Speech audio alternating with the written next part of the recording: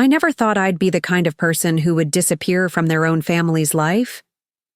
But the day my son-in-law Brandon cornered me in my kitchen with that smug look on his face, something inside me changed forever. I can still hear his voice, dripping with false concern as he placed his hand on my shoulder. "Eleanor, we need to talk about your finances. Before we jump back in, tell us where you're tuning in from, and if this story touches you, make sure you're subscribed. Because tomorrow I've saved something extra special for you." I was 67 years old, a widow for just over 2 years, and living quite comfortably in the modest 3-bedroom home Frank and I had paid off decades ago. My daughter Laura had married Brandon 8 years earlier, and I'd always had reservations about him. There was something calculated behind those practiced smiles, something cold in the way his gaze lingered on people's possessions, assessing their worth. But I kept these thoughts to myself. Laura seemed happy, or at least she convinced herself. She was, and that was what mattered. They had 2 beautiful children, my grandchildren, and for their sake, I maintained a cordial relationship with Brandon, inviting them for Sunday dinners and never commenting when he'd forget his wallet whenever we went out. The day everything changed, they had come over unannounced. Laura immediately took the kids upstairs to find some old toys I'd kept in the spare room. That's when Brandon followed me into the kitchen as I put on a pot of coffee. "Your finances," he repeated, leaning against my counter with unearned familiarity. "Laura and I have been talking, and we're concerned." I set down the coffee pot and raised an eyebrow. "Concerned about what exactly?" Brandon smiled, but it didn't reach his eyes. "You're living alone in this big house, managing all these bills and responsibilities by yourself. It's a lot for someone your age." "My age?" I couldn't help but laugh. "Brandon, I'm 67, not 97. I've been managing my finances since before you were born." His smile tightened. "Of course, Eleanor. I'm just saying it would make more sense to simplify things. Laura and I have been talking about it, and we think you should sell this place. Property values in this neighborhood have skyrocketed. You could make a small fortune." "And then what?" I asked, though I already knew where this was heading. "We could add an in-law suite to our place. You'd have your own space but be close to family, to the grandkids." He said that last part with emphasis, knowing it was my weak spot. "And with the proceeds from the house sale and your retirement savings, you could really help secure all our futures." There it was. The real reason for his sudden concern about my well-being. "Frank's life insurance," I said flatly. "That's what this is really about, isn't it?" Frank had always been careful with money, and when he passed, he left me with a comfortable nest egg, $387,000 in life insurance, plus our retirement savings and the house. Not a fortune by any means, but enough to keep me comfortable for the rest of my years if I was careful. Brandon's expression flickered for just a moment before he recovered. "This isn't about the money, Eleanor. It's about what makes sense for the family. We're thinking long-term here." I turned away from him and busied myself with the coffee cups. "I appreciate your concern, but I'm perfectly happy right where I am." He moved closer, his voice dropping to a whisper even though we were alone. "Look, I know you think I'm being selfish here, but Laura and I are struggling. The housing market is insane. Interest rates are through the roof, and the kids private. School tuition is killing us." I looked at him incredulously. "The private school that I told you was unnecessarily expensive? The one you insisted they attend because it would give them connections?" "That's not fair," he said, a flash of genuine anger breaking through his polished veneer. "We're doing what's best for them. Don't you want your grandchildren to have every advantage?" "Of course I do," I said. "That's why I've already set up college funds for both of them." Brandon's eyes widened, and I could practically see the dollar signs flashing in his pupils. "You have? How much?" "That's between me and them when they turn 18. I cut him off. "Now, shall we join Laura and the kids?" He didn't bring it up again that day, but I knew this wasn't the end of it. Brandon had the look of a predator who had caught the scent of prey, and apparently that prey was me, or rather, my savings. Over the next few weeks, the pressure intensified. Laura started calling daily, always starting with casual conversation before steering toward the same topics. How big my house was for just one person. How unsafe the neighborhood had become. It hadn't. How much I'd love being closer to the grandkids. Then came the accidental emails, financial planning articles about right-sizing and retirement, links to assisted living facilities, despite my perfect health, and spreadsheets showing the financial benefits of pooling family resources. Brandon had even created a mock-up floor plan of their proposed in-law suite, a glorified bedroom with a bathroom that was about a quarter of the size of my current home. I felt the noose tightening, and for a moment, I considered giving in. Maybe they were right. Maybe at my age, I should be thinking about downsizing. But then I found the listing. It was a pure accident. I was scrolling through real estate sites, curious about what comparable homes in my neighborhood were selling for, when I saw my own house. There it was, clearly photographed from the street, listed as coming soon. A 3-bedroom, 2-bathroom single-family home in an excellent school district, perfect for young families. The listing agent? Brandon Reynolds of Reynolds Reality. My hands trembled as I stared at the screen.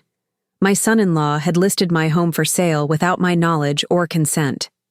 The initial shock gave way to a cold, clarifying anger I hadn't felt since Frank caught, a contractor trying to scam us on our roof repair back in '98. I picked up the phone and called Laura. "Mom?" she answered, sounding surprised. I rarely called during her workday. "Laura, I just saw my house listed on Zillow Homes. Care to explain?" A long pause. "Oh, that. It's not what you think." "Really? Because it looks like your husband is trying to sell my house out from under me." "Mom, it's just..." Brandon thought it would be good to test the market, see what kind of interest we might get. Nothing would happen without your approval, of course. "My approval?" I said, my voice dangerously quiet. "I never approved listing my home, Laura. I don't want to sell my home. I've made that abundantly clear." "I know, but if you saw the numbers, you might change your mind. The market is so hot right now and..." "Laura," I interrupted, "does your husband have power of attorney over me?" "What? No, of course not. Has a doctor declared me mentally incompetent?" "Mom, don't be ridiculous. Then explain to me how either of you thinks you have the right to list my property for sale." Another long silence. When she spoke again, her voice had hardened. "We're just trying to help you, Mom. You're not getting any younger, and it makes no sense for you to rattle around in that big house all by yourself. Dad would want you to be practical about this." The mention of Frank was a low blow, and we both knew it. Frank had always been the practical one, the steady hand that kept our finances on track, but he had also been fiercely protective of our independence. "Don't you dare tell me what your father would want," I said, my voice shaking. "Your father would be appalled at what you're trying to do." "That's not fair," Laura said, her voice rising. "Brandon and I are just looking out for everyone's best interests. Why are you being so selfish? Don't you care about your grandchildren's future?" And there it was, the emotional manipulation wrapped in a guilt trip. I took a deep breath. "I'm going to hang up now, Laura. I expect that listing to be taken down within the hour. If it's not, my next call will be to my lawyer." I ended the call and sat at my kitchen table, staring at nothing.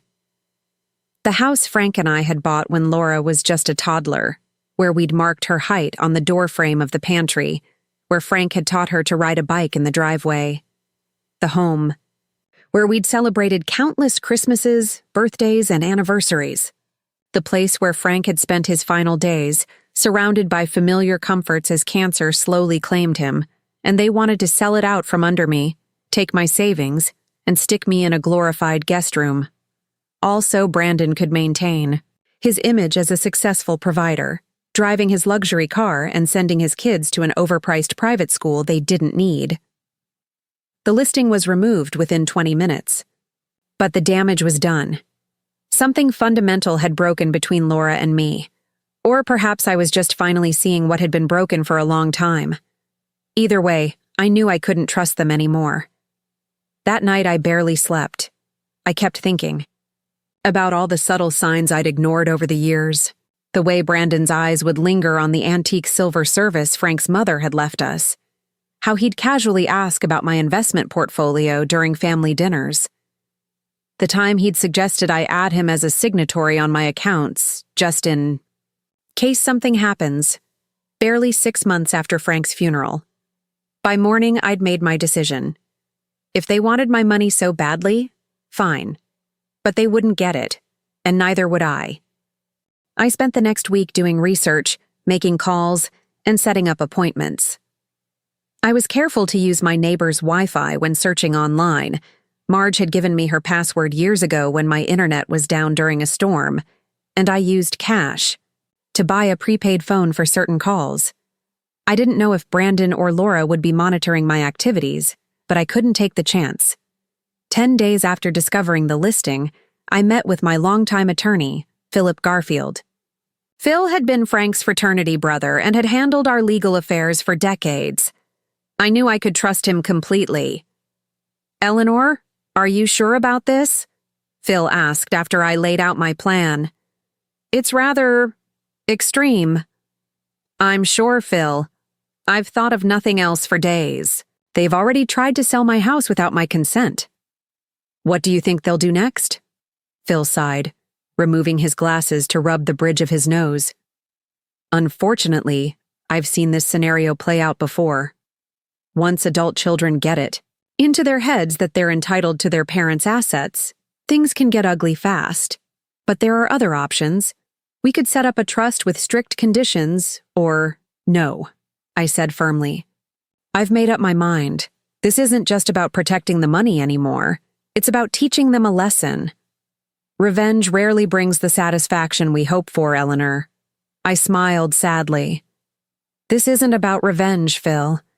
It's about justice, and maybe, just maybe, it will make Laura realize what she's become before it's too late." Phil didn't look convinced, but he nodded. "All right, I'll draw up the paperwork, but promise me you'll give this one more week to think it over. A decision like this, there's no going back." I agreed, but I already knew my mind wouldn't change. For the next week, I went about my business as usual. I attended my book club, had coffee with friends, and even hosted Sunday dinner for Laura, Brandon, and the kids. Brandon was on his best behavior that evening, obviously worried about the listing fiasco. He brought an expensive bottle of wine, no doubt charged to his perpetually maxed-out credit card, and kept the conversation light. But I noticed how his eyes swept the room, cataloging my possessions like an assessor preparing for an estate sale. After dinner, while Laura was helping me with the dishes, she broached the subject again. "Mom, I want to apologize for how everything happened with the house listing. Brandon got ahead of himself and it was completely inappropriate." I nodded, accepting the apology with a small smile. "Thank you for saying that." Encouraged by my response, she continued, "But I hope you'll still consider the idea of moving in with us. The kids would love having you around more, and frankly, I worry about you here all alone." "I'm hardly alone, Laura. I have friends, my volunteer work at the library, my garden club. My life is here." She pressed her lips together in frustration. "But don't you want to be part of our lives? The kids are growing up so fast and you're missing so much." "I see the children every week," I pointed out. "More often when you need a babysitter." A flash of guilt crossed her face. "That's not fair, isn't it?" I asked quietly. "Laura, be honest with me. Is this really about wanting me closer, or is it about my money?" Her face flushed. "How can you even ask me that? You're my mother."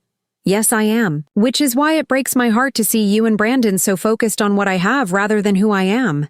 She set down the dish towel, her movements sharp with anger. That's a horrible thing to say. Brandon and I have worked hard for everything. We have. Have you? I asked. The down payment for your house. Where did that come from? She looked away. It had come from us, of course. A generous gift when they got married. The cars you drive, the vacations you take, the schools you choose. Are they really within your means, Laura? Or are you living beyond them, always counting on the next commission, the next bonus, or... I hesitated, then finished softly. The next inheritance? I can't believe you're saying this, Laura whispered, tears in her eyes, after everything we've done for you. I almost laughed at the absurdity of that statement. What exactly have you done for me, Laura? We've included you. We've made you part of our lives, invited you to everything. And I'm grateful for that, I said sincerely. I love being part of your lives, especially the children's. But that doesn't entitle you to my home or my savings. She stormed out of the kitchen then, and minutes later they were all leaving, Brandon tight-lipped, the children confused, Laura refusing to meet my eyes. As they pulled away, I felt a profound sadness, but also a sense of clarity. I was making the right decision. The next day, I called Phil and told him to proceed with the plan, and 3 days after that, I began to put it into motion. First, I visited my bank and withdrew a significant amount in cash, not enough to raise alarm bells, but enough to keep me comfortable for a few months. Then I did the same at another bank where I had a smaller account. I closed my safe deposit box, retrieving the jewelry Frank had given me over the years and several important documents. I sold my car to a private buyer 2 towns over, using the excuse that I wasn't driving much anymore. I began donating clothes and personal items to Goodwill, telling neighbors I was just decluttering. I had my mail forwarded to a P.O. box 2 cities away, and through it all, I maintained my normal routine. I didn't want to raise suspicions. I went to my regular hair appointment, attended church, and even made plans to have lunch with Laura the following week, a lunch I knew I wouldn't be attending. The night before my disappearance, I sat alone, in my living room, looking at old photographs. Frank and I on our honeymoon in Niagara Falls, Laura's first day of kindergarten, family vacations, holiday gatherings, quiet moments of ordinary life that now seemed precious beyond measure. I lingered over a photo of Laura on her wedding day. She looked so beautiful, so hopeful. When had she changed? Or had she always been this way, and I just hadn't wanted to see it? Had Frank and I somehow raised a daughter who valued money more than family? The thought was almost too painful to bear. In the end, I tucked just one photo into my purse, Frank and me on our 40th anniversary, his arm around my waist, both of us laughing at something off camera. It was the last good year before his diagnosis, and our happiness radiated from the image. The next morning, I rose early, made myself a final cup of coffee in my kitchen, and took a last walk through the garden Frank had lovingly tended for decades. Then I locked the door, placed the key under the pot of geraniums where I'd told Phil it would be, and walked to the end of the street where a taxi was waiting to take me to the bus station. As the taxi pulled away, I didn't look back. I couldn't afford to waver now. The plan was in motion, and there was no turning back. My old life was over, and whatever came next would be on my terms, not theirs. By the time Laura and Brandon realized what I'd done, I would be long gone, and they would have to live with the consequences of their greed in ways they couldn't yet imagine. The Greyhound bus rolled out of the station precisely at 8:15 a.m. I settled into my seat by the window, a small suitcase and tote bag containing everything I'd decided to take with me. As the familiar streets of my hometown faded into the distance, a curious mixture of grief and liberation washed over me. 67 years old and starting over. Frank would have called me crazy. Then again, he might have understood better than anyone. I had a well-thought-out plan, one I'd spent weeks perfecting. First stop, Atlanta. From there, I would take another bus to Savannah. The layover between buses was intentional. 6 hours was enough time to visit a particular bank branch, where I'd opened an account under my maiden name the previous month. I had identification documents Phil had helped me secure legally, a process that had begun weeks ago when I first sensed Brandon's intensifying interest in my finances.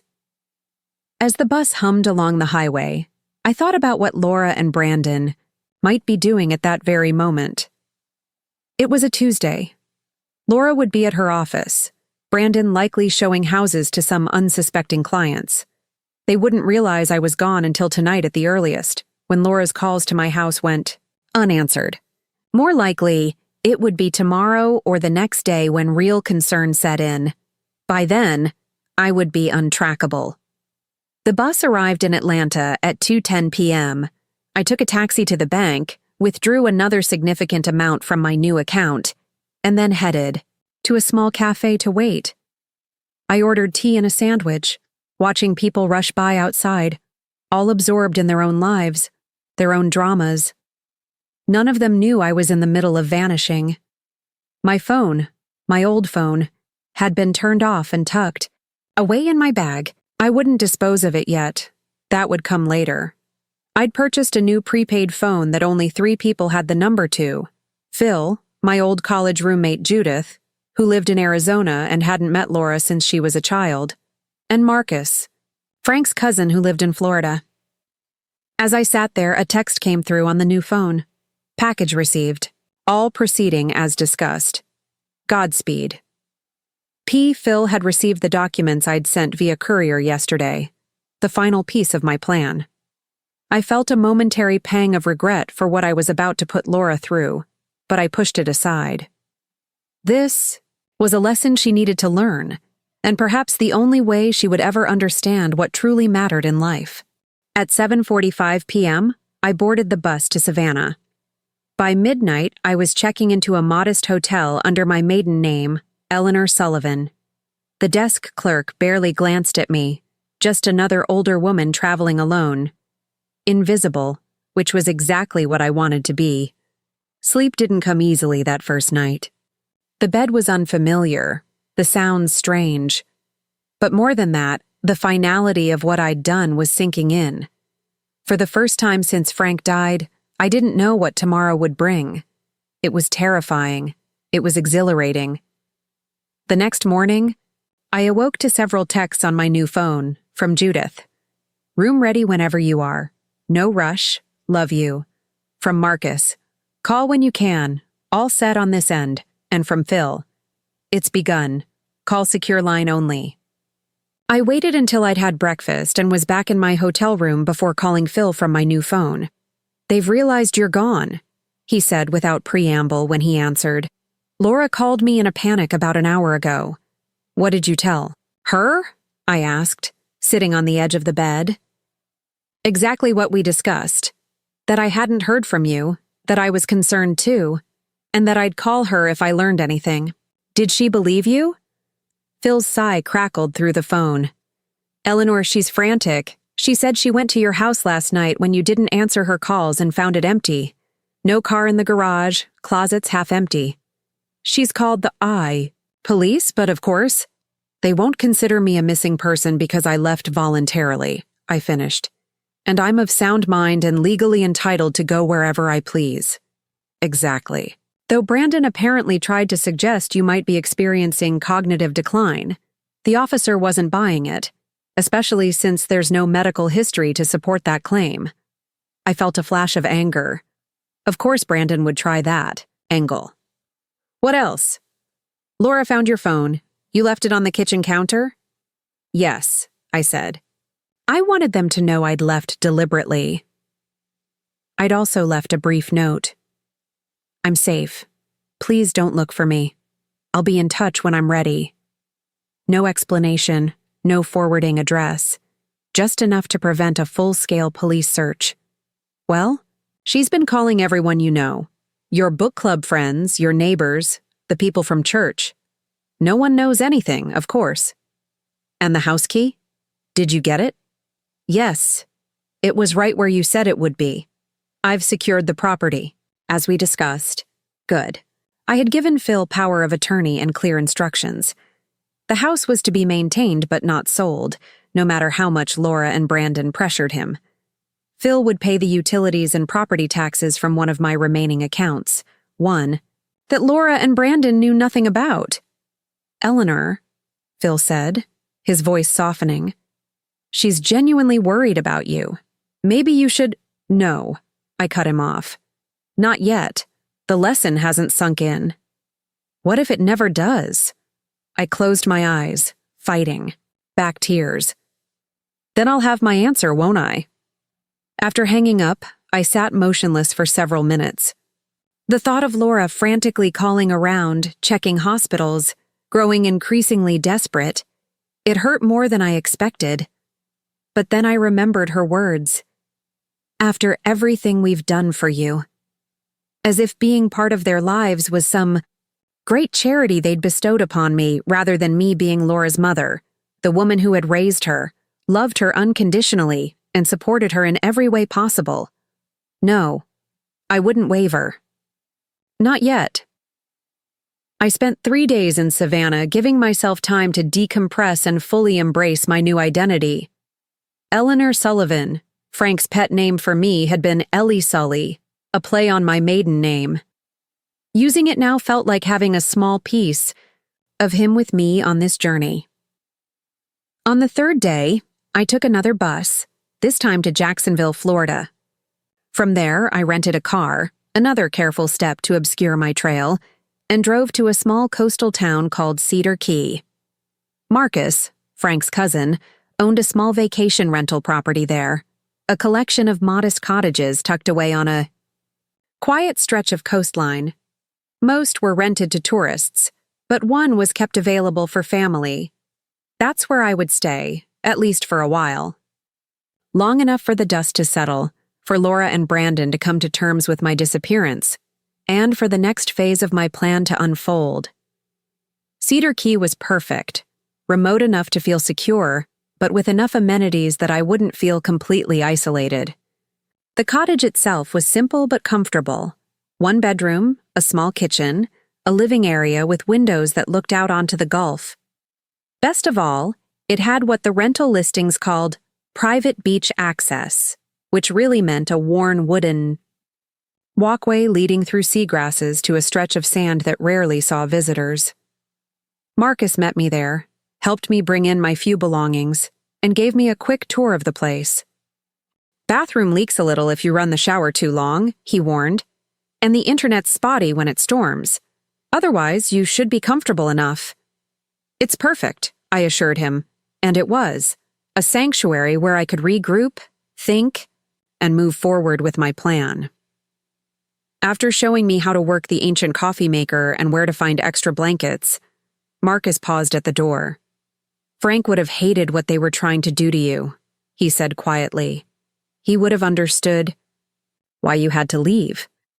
The validation brought tears to my eyes. Thank you for saying that. You sure you'll be okay out here by yourself? Nearest neighbor's half a mile down the beach. I'll be fine, I said with more confidence than I felt. I've got your number and I know where the market is. What more do I need? He smiled, but his eyes remained concerned. Call if you need anything. Anything at all. After he left, I unpacked my meager possessions, made up the bed with the fresh linens Marcus had provided, and stepped out onto the small deck. The sun was setting over the Gulf, painting the sky in spectacular oranges and pinks. Standing there, watching the colors deepen and then gradually fade, I felt a moment of perfect peace. It didn't last, of course. As darkness fell, so did the weight of what I'd done. I'd left behind my home, most of my possessions, my entire support network, and most painfully, my grandchildren. Would they think I'd abandoned them? Would they forget me? Would Laura poison them against me? I spent that night alternating between certainty that I'd done the right thing and crushing doubt. But by morning, resolve had hardened once again. I made coffee, took it out to the deck, and watched pelicans dive for their breakfast in the shallow waters. This was my life now, at least for a while. I might as well embrace it. For the next week, I established a routine. Mornings were for walking on the beach, afternoons for reading or sitting on the deck watching the water. I ventured into town every couple of days for supplies, gradually becoming familiar with the small grocery store, the post office, the little coffee shop where locals gathered. I kept my interactions friendly but brief, offering no personal details, beyond my name. If anyone was curious about the older woman staying in Marcus's cottage, they were too polite, or perhaps too indifferent, to ask. At night, I would call Phil for updates. Laura and Brandon had been to his office 3 times, now demanding answers, insisting he must know where I was. "Brandon's showing his true colors," Phil reported dryly. "Today he threatened to report me to the Bar Association for collusion if I didn't tell them where you are." As if hiding from one's adult children was a crime, I said with a bitter laugh. "Laura's more subdued," Phil continued. "I think she's genuinely frightened. She keeps saying things like, 'I just want to know she's safe,' and 'Tell her we can work this out, whatever it is.'" I closed my eyes, fighting the maternal instinct to comfort my child, to end her suffering. "Has she mentioned the money?" A pause. "Not directly, no, but Brandon has. He's very interested in whether you've withdrawn your savings. I told him I couldn't discuss your financial matters with anyone but you." "How did he take that?" "About as well as you'd expect. He implied that I might be helping you hide assets in anticipation of a competency hearing." I snorted. Always with the competency angle, as if the only explanation for a woman my age not handing over her life savings to her son-in-law must be mental deterioration. "Eleanor," Phil said carefully, "I have to ask again. Are you sure you want to proceed with the next step? Once it's done, it can't be undone." I'd been thinking of nothing else for days. "I'm sure," I said firmly. "Do it." The next step in my plan was both the most drastic and the most important. Phil would file papers with the court showing that 6 months before my disappearance, I had quietly transferred nearly all of my assets, including the life insurance money, into an irrevocable trust. The beneficiaries? My grandchildren, Thomas and Emily. Not Laura, not Brandon, just the children. And they couldn't touch a penny of it until they turned 25. I had appointed Phil as trustee, with Marcus as successor trustee if anything happened to Phil. Brandon and Laura would have no control over the money whatsoever. Furthermore, the trust contained specific provisions about the children's education. The money could be used for college tuition, but not for the exorbitant private school they currently attended. If Brandon and Laura wanted to keep them in that school, they would have to find a way to pay for it themselves. It was a calculated move designed to accomplish 2 things: protect my grandchildren's future and force Laura and Brandon to live within their actual means, not the inflated lifestyle they'd been maintaining on credit and the expectation of my money. "When will they find out?" I asked Phil. "I've scheduled a meeting with them tomorrow afternoon. They think it's to discuss search efforts, but..." He trailed off. "They're going to be furious," I said quietly, to put it mildly. Phil hesitated. "You know they'll contest it." "They can try," I replied with more confidence than I felt. "But we made sure everything was done properly. I was of sound mind, there was no coercion, and the trust is irrevocable. Even if they spent years in court, they'd get nowhere. Legally, you're right, but Eleanor, this won't just be a legal battle. It will be emotional warfare. Are you prepared for that?" Was I? I'd spent decades with Laura as the center of my world. Even when her behavior disappointed me, even when I disagreed with her choices, my love for her had never wavered. Could I stand firm if she truly turned against me? "I have to be," I said finally. "This isn't just about the money anymore. It's about teaching Laura that actions have consequences, that people, even her own mother, aren't just resources to be exploited. After hanging up, I walked down to the beach and stood at the edge of the water, letting the gentle waves wash over my feet. The sun was setting again, another spectacular Gulf Coast display. I thought about what tomorrow would bring. The shock, the anger, the accusations. It would be ugly, painful, perhaps even unforgivable in Laura's eyes. But sometimes, love means making the hardest choices. And sometimes, it means letting go to see if what comes back to you is real. The next evening, my phone rang at precisely 7:03 p.m. It was Phil. I could tell from his voice that the meeting had gone exactly as we'd expected. It was challenging, he said diplomatically. Tell me everything, I replied, settling into the chair on my deck, steeling myself for what was to come. And as the last light faded from the sky and the first stars appeared over the gulf, Phil recounted the meeting that would forever change my relationship with my daughter and son-in-law, a confrontation so explosive that it would set in motion events neither of us could have predicted. Brandon actually lunged across the table at me, Phil said, his voice still holding a note of disbelief. If Laura hadn't grabbed his arm, I think he might have tried to hit me. I closed my eyes, picturing the scene in Phil's tastefully appointed office. Start from the beginning, I urged. I want to hear exactly how it happened. Phil sighed heavily. They arrived 10 minutes early. Brandon was already agitated, pacing, checking his watch, asking my assistant how long the meeting would take. Because they had important matters to attend to. And Laura? Quiet, withdrawn. She looked like she hadn't slept in days. Phil paused. Eleanor, she's taking this hard. I felt the familiar twist of maternal guilt, but pushed it aside. Go on. I invited them into my office, offered them coffee, which Brandon declined rather rudely, and then got straight to the point. I explained that while I understood their concern about your whereabouts, I had something important to discuss regarding your estate planning. How did they react to that? Brandon perked right up. Laura looked confused. I told them that 6 months ago, you had come to me with concerns about estate planning and wealth preservation, that we had discussed various options, and you had decided to establish an irrevocable trust for the benefit of your grandchildren. I could imagine Brandon's expression changing as the implications sank in. And then? Brandon interrupted, asking how much money was involved. When I told him the approximate value, essentially all of your liquid assets except for what you kept for living expenses, his face turned an alarming shade of red. He demanded to know if Laura was a co-trustee or secondary beneficiary. And when you told him she wasn't, he exploded, Phil confirmed.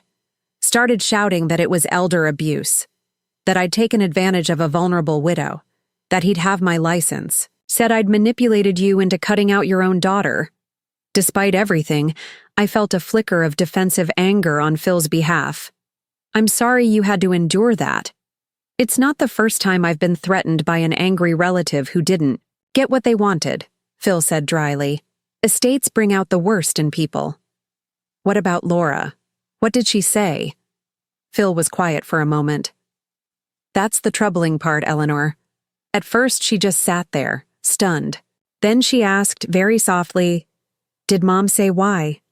Why she would leave me out completely? I swallowed hard. And what did you tell her? The truth, that you were concerned about the pressure being put on you to liquidate your assets for their benefit. That you wanted to ensure your grandchildren's futures without enabling financial dependence from their parents. She didn't take that well, I imagine. No, Phil admitted. That's when she started crying. She said there had been a misunderstanding, that they were just trying to help you, that they were worried about you being alone. Then Brandon cut her off, told her not to buy into this. Bull. And that's when he started making accusations about me colluding with you. The competency angle again? Yes, but more aggressive this time. He said he was going to petition the court for a conservatorship retroactive to before the trust was established, that he'd get medical experts to testify that you couldn't possibly have been of sound mind when you set it up. I snorted. Good luck with that. My last physical was 3 months ago. Dr. Bennett noted in my chart that I was sharp as a tack and stubbornly independent. I pointed out something similar. Phil said. That's when Brandon lunged across the table. After Laura pulled him back, he seemed to realize he wasn't helping his case by acting unhinged. He switched tactics, became very calm, very reasonable. Started talking about how, if we could just locate you, this could all be sorted out as a family. Meaning he could pressure me into undoing the trust somehow. That would be my interpretation, yes. When I explained that the trust was irrevocable, that even you couldn't undo it now, even if you wanted to, that's when he stormed out. Laura. Followed, but not before turning back to ask me one more question. I tensed. What did she ask? She wanted to know if you were safe.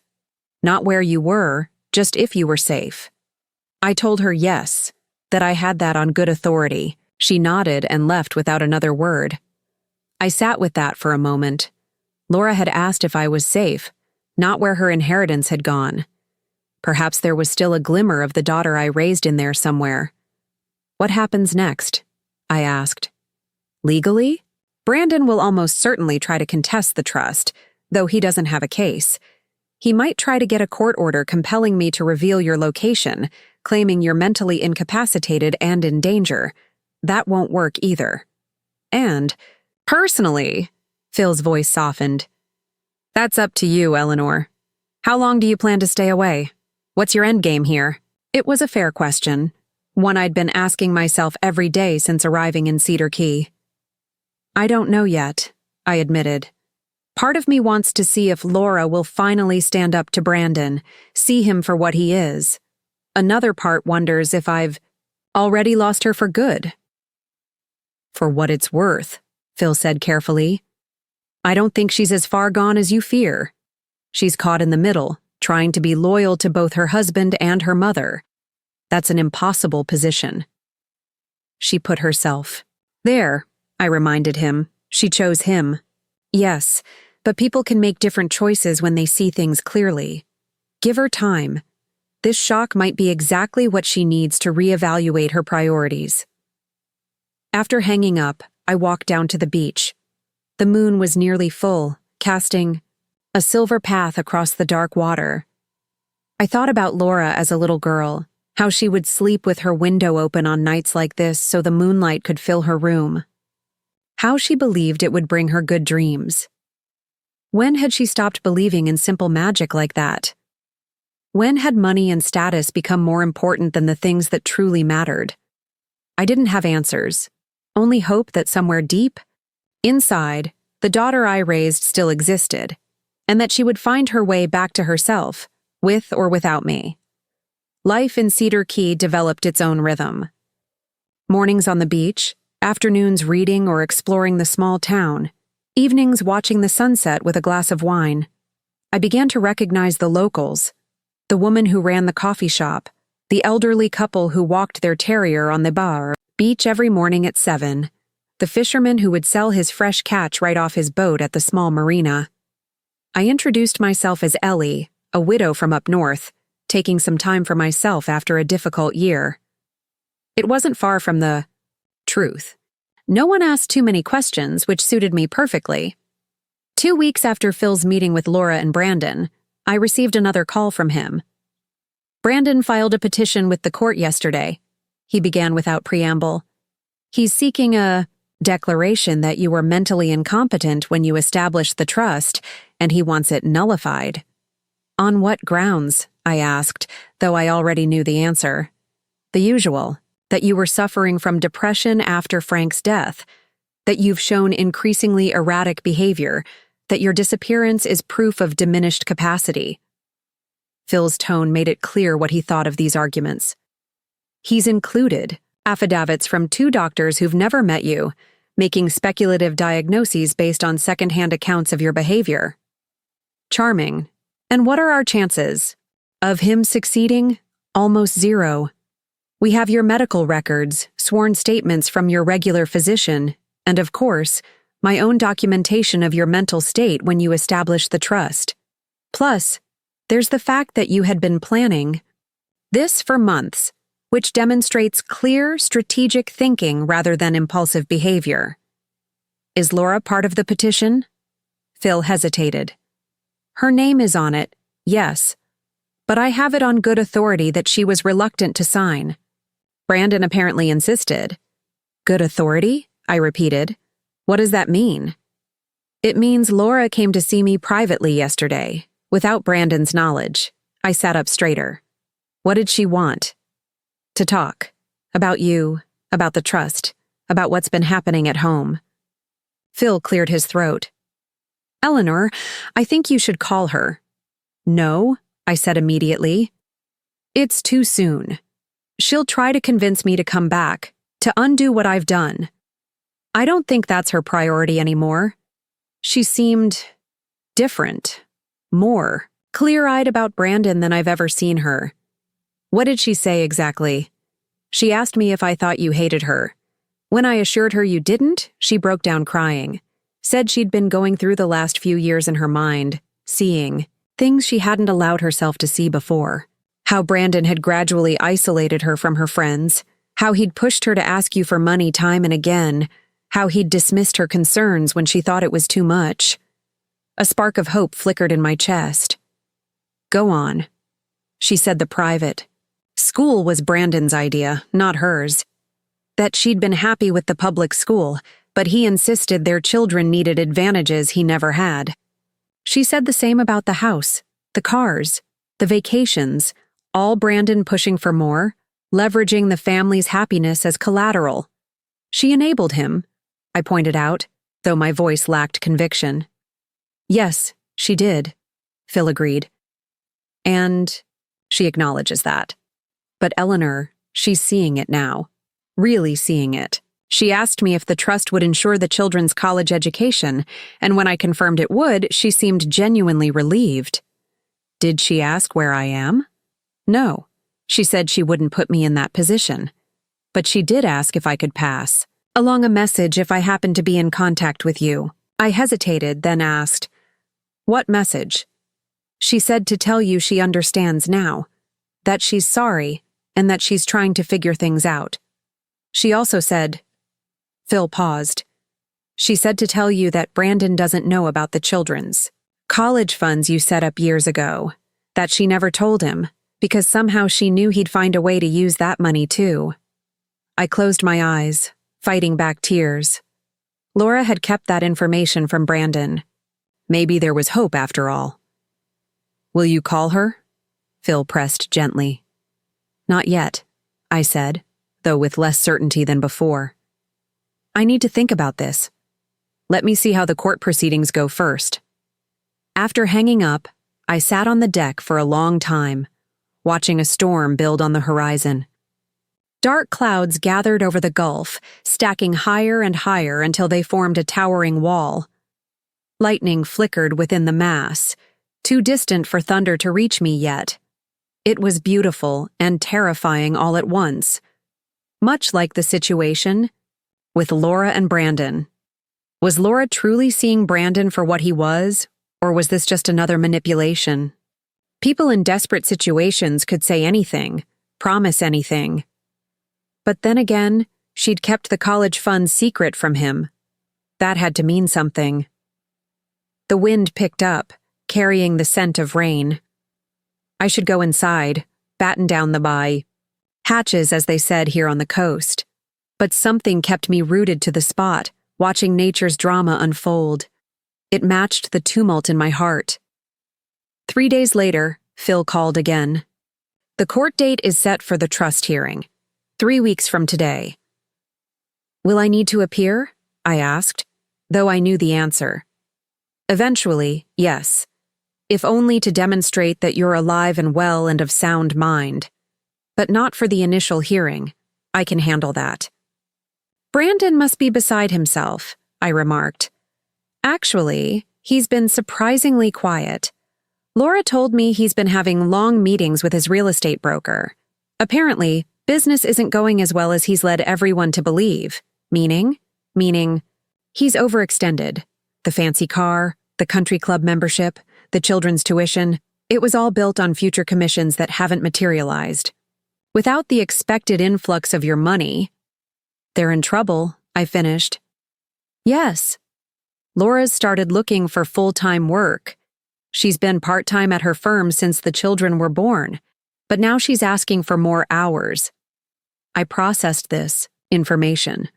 Laura was taking practical steps to address their financial situation instead of just waiting for Brandon to fix everything. That was significant. There's something else, Phil added. Brandon's mother called me yesterday. Diane? I was genuinely surprised. Diane Reynolds had always been coolly polite to me at best, openly dismissive at worst. She thought Brandon had married beneath his station by choosing Laura, a view I found laughable given that Laura had a master's degree and Brandon had barely finished community college. Yes, she wanted to know if I could arrange a meeting with you. Whatever for. She wouldn't say, just that it was important and she wanted to speak with you privately. I told her I couldn't facilitate that, but if she had a message, I could potentially pass it along. And did she have a message? Only that things aren't what they seem, and that you should call her before making any final decisions. I snorted. Cryptic and manipulative. Sounds like Diane. I thought so too, but... Phil hesitated. There was something in her voice. Concern, maybe even fear. I don't think this was Brandon putting her up to it. Concern for me? Or for her precious son's financial future? I couldn't say. But it might be worth hearing what she has to say, at a distance, of course. I considered it. Diane had never been my ally, but she wasn't stupid either. If she had information that might affect my decisions going forward, perhaps I should at least listen. Give me her number, I said finally. I'll think about calling her. Later that afternoon, I walked into town for supplies. The small market had limited options, but enough for my simple needs. As I was selecting fruit, I overheard two women talking in the next aisle. Did you see the news about that investment? Company in Miami? The one that collapsed overnight? Reynolds Investments? Yes, terrible. All those people losing their retirement savings. I froze, my hand hovering over an apple. Reynolds Investments? It couldn't be a coincidence. They're saying, the owner, what's his name? Robert Reynolds, has fled the country, left his clients high and dry. Disgraceful. And the poor family, too. His wife on TV swearing she knew nothing about it. Robert Reynolds, Brandon's father, the man who had built a supposedly successful investment firm. From nothing, who lived in a mansion in Coral Gables, who had never thought Laura was good enough for his son. With shaking hands, I abandoned my shopping and hurried back to the cottage. Once there, I turned on the small television I rarely used and flipped through channels until I found a news station. There it was, the breaking story. Reynolds Investments collapses amid fraud allegations. Photos of Robert Reynolds flashed. On the screen, the silver-haired, tanned man I'd met at Laura's wedding, at holiday gatherings, always oozing confidence and just a hint of condescension. The reporter explained that Reynolds Investments had been operating a sophisticated Ponzi scheme for years. When market downturns had led to increased withdrawal requests, the whole house of cards had collapsed. Robert Reynolds had disappeared, presumably fled the country. Federal investigators were swarming the company's offices. Clients were left devastated, many losing their entire life savings. I sat down heavily on the couch. This explained Diane's call. This explained so much. Brandon had always boasted about eventually joining his father's firm, about the legacy he would inherit. What if that legacy was built on fraud? What if Brandon knew about it?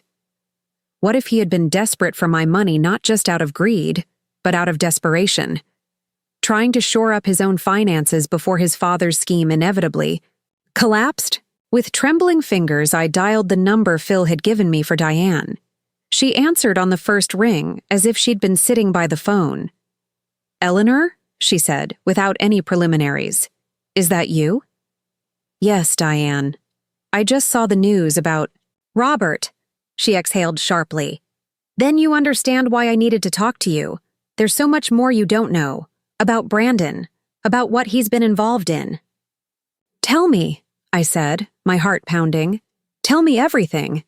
And as the afternoon sun cast long shadows across my cottage floor, Diane Reynolds began to reveal secrets that would forever change my understanding of Brandon, of Laura's marriage, and of the danger my daughter might be in, dangers far beyond mere financial ruin.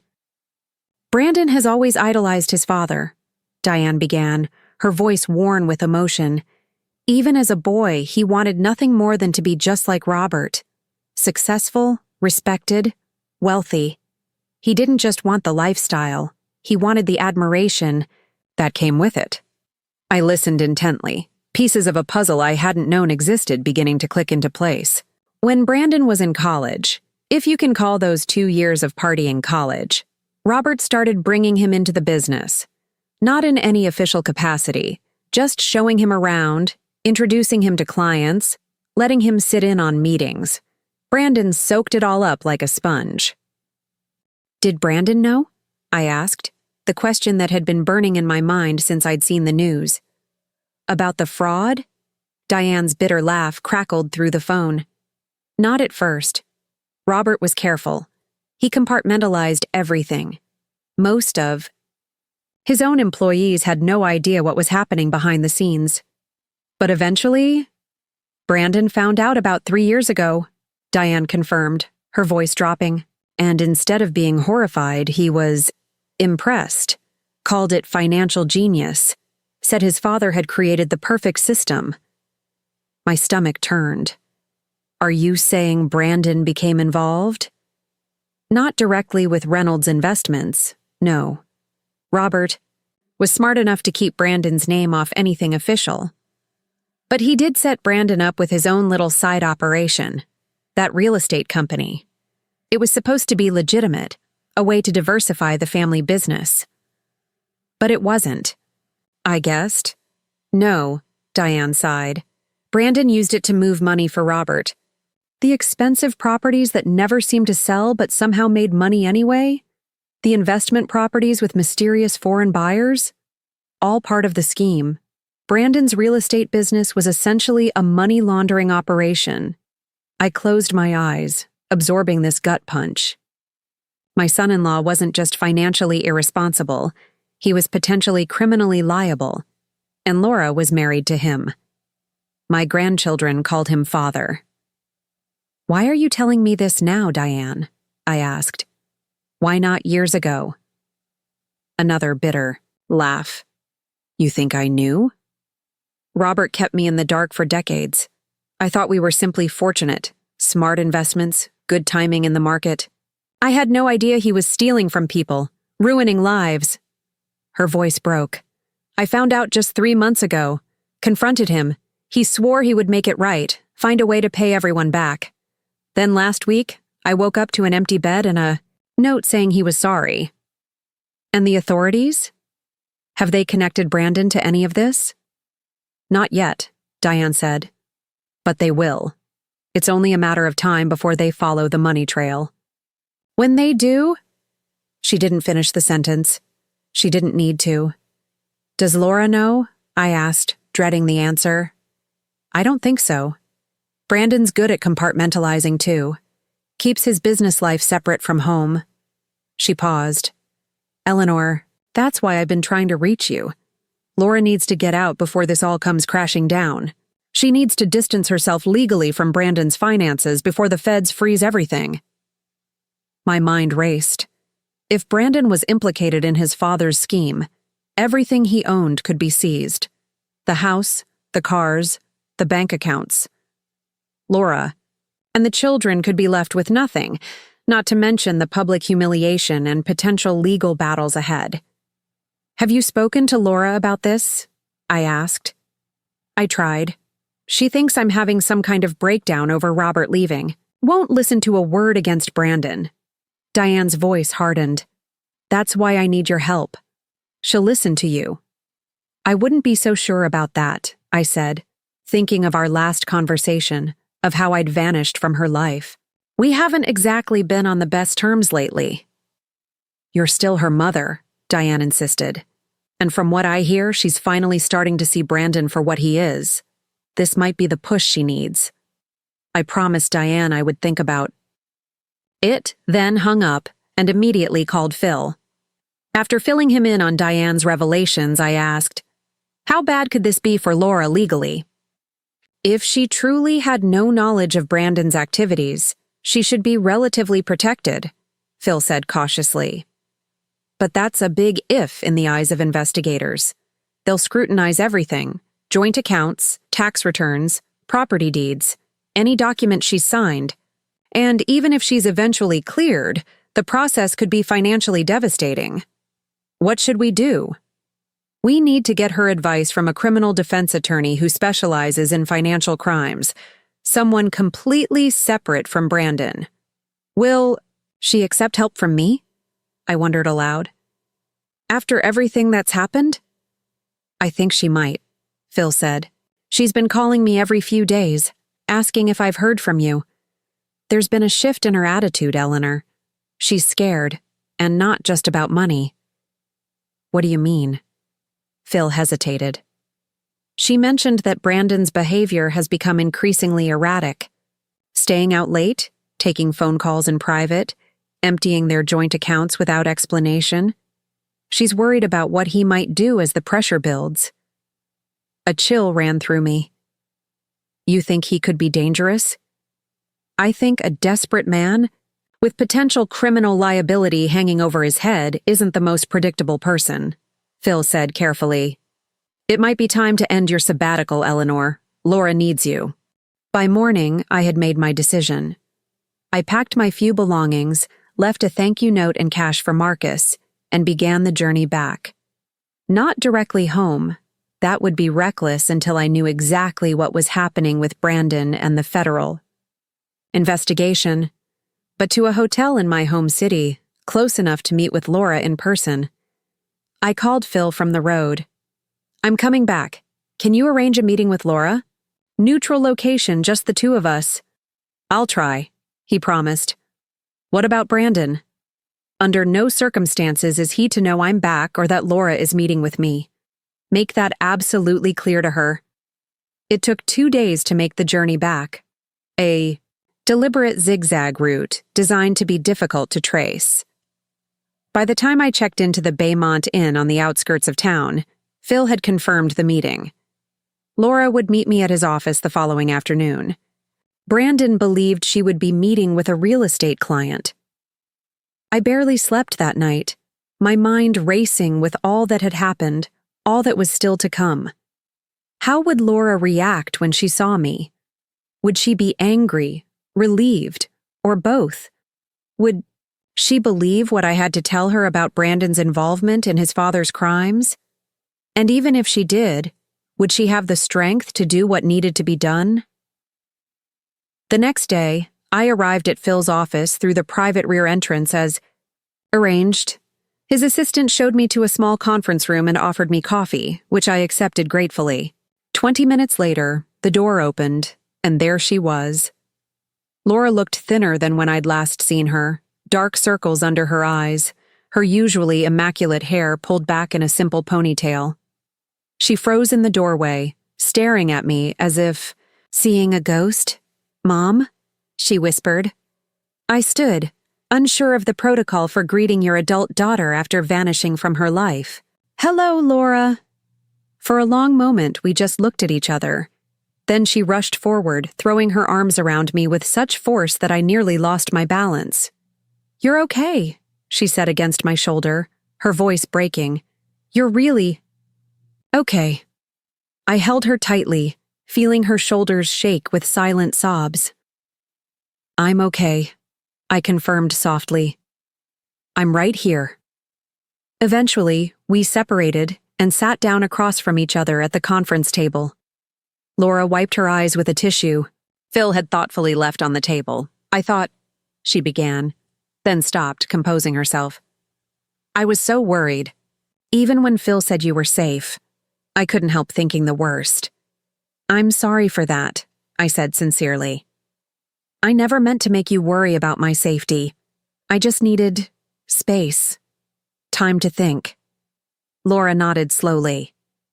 Because of what Brandon and I did. The house listing. The pressure about money. She looked down at her hands. I'm so ashamed, Mom. I let myself be convinced that what we were doing was for your own good, but it wasn't. It was selfish, controlling, disrespectful. Hearing her acknowledge this lifted a weight I hadn't realized I'd been carrying. Yes, it was all those things. But that's not why I'm here now, Laura. Something more urgent has come up. Something you need to know about Brandon. Her expression changed, wariness replacing relief. What about him? Gently but firmly, I laid out everything Diane had told me about Robert's Ponzi scheme and Brandon's involvement through his real estate business. I explained the likelihood of a federal investigation, the potential seizure of assets, the legal jeopardy she and the children might face if she didn't act quickly. Laura's face went from skeptical to shocked to ashen as I spoke. When I finished, she sat in stunned silence for several moments. I knew things weren't right, she finally said, her voice barely audible. The mood swings, the secrecy about money, the way he'd panic if I asked too many questions about the business. She looked up at me, her eyes haunted. 2 nights ago, I found him in his home office at 3 a.m., shredding documents. When I asked what he was doing, he snapped at me to mind my own business, said some things were better not known. Laura, I said gently, you need to protect yourself and the children. Legally and financially, yes, but also perhaps physically. If Brandon is feeling trapped, he wouldn't hurt us, she said automatically, but I could see the doubt in her eyes. Maybe not intentionally, I conceded, but people in desperate situations can act unpredictably. Is there somewhere you and the children could stay, just temporarily, until we figure this out? She shook her head. He watches us like a hawk lately, wants to know where we are every minute. He even installed one of those doorbell cameras that sends alerts to his phone whenever someone comes or goes. A cold feeling settled in my stomach. That's not normal, Laura. That's controlling behavior. I know, she whispered, and I could see she truly did. I've been blind for so long, Mom. Or maybe not blind, just unwilling to see. It happens, I said, reaching across the table to squeeze her hand. The important thing is that you're seeing clearly now, and we're going to figure this out together. Phil joined us then, bringing a criminal defense attorney he trusted, Karen, Ellis, a sharp-eyed woman in her 50s with a reputation for helping spouses extricate themselves from their partner's financial crimes. Karen listened to Laura's situation, asked pointed questions about her knowledge of Brandon's business, dealings, and then outlined a strategy. First, we document everything. Every conversation, every suspicious behavior, every financial transaction you can remember that seemed off. Second, we quietly gather essential documents. Birth certificates, social security cards, children's passports if they have them. Third, we establish separate finances, new accounts at different banks, credit cards in your name only. And fourth, and this is crucial, we meet with the U.S. Attorney's Office. Laura's head snapped up. Turn him in, you mean? Karen's expression was sympathetic but firm. We establish your cooperation and lack of knowledge early, before they come to you. Because they will come to you, Mrs. Reynolds. It's only a matter of time. And the children? Laura asked, her voice small. What happens to them when their father goes to prison? Karen didn't sugarcoat it. It will be difficult. There's no way around that. But children are resilient, especially when they have a strong support system. She glanced at me. Having a grandmother who loves them will make a world of difference. Laura looked at me, a question in her eyes. "You'll be there? Even after everything?" "I'll be there," I promised. "For all of you." The plan was set in motion that very day. Laura would begin gathering documents, keeping a detailed log of Brandon's behavior, and preparing for what Karen called financial disentanglement. They would meet again in 2 days to review her findings and strategize the approach to the U.S. Attorney's Office. I checked into a different hotel under my maiden name, not willing to risk returning to my house just yet. That night, Laura called me from her car during her lunch break at work. "He's emptying the house," she said without preamble. "I came home to grab some papers from my desk, and there were men there loading artwork into a van. Brandon said he was having it appraised, but Mom, they were loading everything." My heart raced. "What kind of van? Did it have a company name?" "Unmarked." And when I asked for a receipt or documentation, Brandon got angry. Said I was being paranoid, that it was routine. But I've never seen these men before, and some of the pieces they were taking were wedding gifts from his father. Family heirlooms, supposedly. "He's liquidating assets," I said grimly. "Getting ready to run." "That's what I thought too." I pretended to believe him. "But Mom, I'm scared. If he's planning to flee, what happens when he realizes I'm not going with him? What happens when the money from the appraisals comes in and I try to keep it from disappearing?" "You can't go back there," I said firmly. "Not tonight. Tell him you're working late, then come to me. We'll figure out how to get the children safely tomorrow. He'll know something's wrong if I don't come home." "Better that than walking into a potentially volatile situation alone," I insisted. "Laura, please. This isn't about being dramatic or overreacting. This is about recognizing the signs of a desperate person about to do desperate things." She was quiet for a moment. "Okay," she finally said. "I'll tell him I'm meeting clients for dinner, then working on the proposal afterward. It's believable. I've done it before. Text me when you're on your way. I'll text you the hotel address." After we hung up, I immediately called Phil and updated him. He agreed with my assessment. Brandon was likely preparing to flee, probably overseas to join his father. Then I called Karen Ellis and explained the new development. "This accelerates our timeline," she said briskly. "If he's moving assets, we need to act immediately. Can you get Laura to my office tonight? I'd like to call my contact at the U.S. Attorney's Office right away." It was all happening so fast. Just hours ago, I'd been reunited with my daughter. Now we were preparing to potentially send her husband to prison. But the alternative, letting Brandon disappear with whatever assets he could liquidate, leaving Laura and the children to face the legal and financial fallout alone, was unthinkable. At 30 p.m., my phone buzzed with a text from Laura. "On my way." I texted her the hotel address and waited anxiously. 20 minutes passed, then 30. I called her cell, but it went straight to voicemail. By 7:15 p.m., my concern had shifted to alarm. I called Phil. "Laura's not answering her phone. She should have been here by now." "Maybe traffic," he suggested. But I could hear the worry in his voice too. "I'm going to drive by their house," I decided, "just to see if her car is there." "Eleanor, that's not safe. If Brandon's volatile—" "I'll stay in the car," I promised.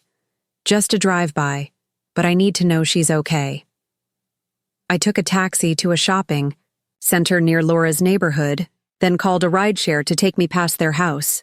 The driver, a chatty young man named Khalil, made small talk as we approached the upscale subdivision where Laura and Brandon lived. "Nice neighborhood," he commented as we turned onto their street. "You visiting family?" "Something like that," I murmured, scanning the houses until we reached number 457. "Could you slow down a bit?" He obliged, and I peered out the window at the large Tudor-style home. Laura's car was in the driveway, so was Brandon's. The unmarked van Laura had mentioned was gone, but a sleek black SUV I didn't recognize sat at the curb. "Everything okay?" Khalil asked, noticing my intense focus. "I'm not sure," I admitted. My daughter was supposed to meet me, but she's not answering her phone. That's her house with the blue door?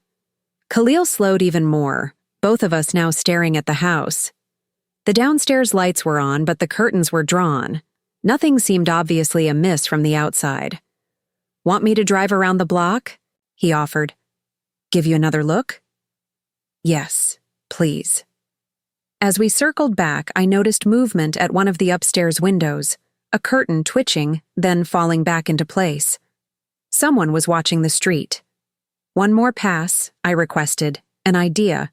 Forming. And this time, could you stop for just a moment? I want to check something on my phone. Khalil nodded, pulling over about 4 houses down from Laura's. I pretended to check my phone while actually watching the house. Sure enough, the front door opened slightly, then closed again quickly. I think someone's home but not answering the door, I murmured, more to myself than to Khalil. Family drama? He asked sympathetically. You could say that. I made a decision. Would you mind waiting while I make a quick call? I'll pay for your time. No problem, he said easily, turning down the radio. I called Karen Ellis, updating her on the situation. I believe Laura is in the house, but she's not responding to calls or texts. And someone is watching the street. Karen's response was immediate and unequivocal. I'm calling the police for a welfare check. Given the circumstances and what we know about Brandon's potential criminal activities, we have reason for concern. As I ended the call with Karen, my phone buzzed with a text. Unknown number. Mom, it's me. Using Thomas's iPad. Brandon took my phone. Says we're going on a family trip tonight. Packing now. He's acting strange. Scary. Don't call police yet. He's watching me constantly. We'll try to delay. Can you get help? My blood ran cold. Brandon was planning to take Laura and the children tonight. Probably out of the country.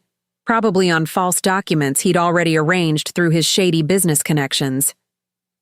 I showed the text to Khalil. My son-in-law is trying to kidnap my daughter and grandchildren. We need to call the police right now. To his credit, Khalil didn't hesitate or question me. He simply pulled out his phone and dialed 911, handing it to me when the dispatcher answered. This is an emergency, I said, my voice steady despite my racing heart. My daughter and grandchildren are being held against their will at 457 Maple Road. My son-in-law is preparing to take them out of the country tonight. He's involved in a financial crimes investigation and is fleeing prosecution. My daughter just texted me for help. As I spoke, I saw the black SUV's headlights come on. It was parked with the front facing away from the house, ready for a quick departure. Ma'am, officers are being dispatched now, the dispatcher assured me. Please stay on the line and maintain your distance from the residence. They're leaving, I said urgently, watching as the garage door began to open. Right now, they're leaving right now.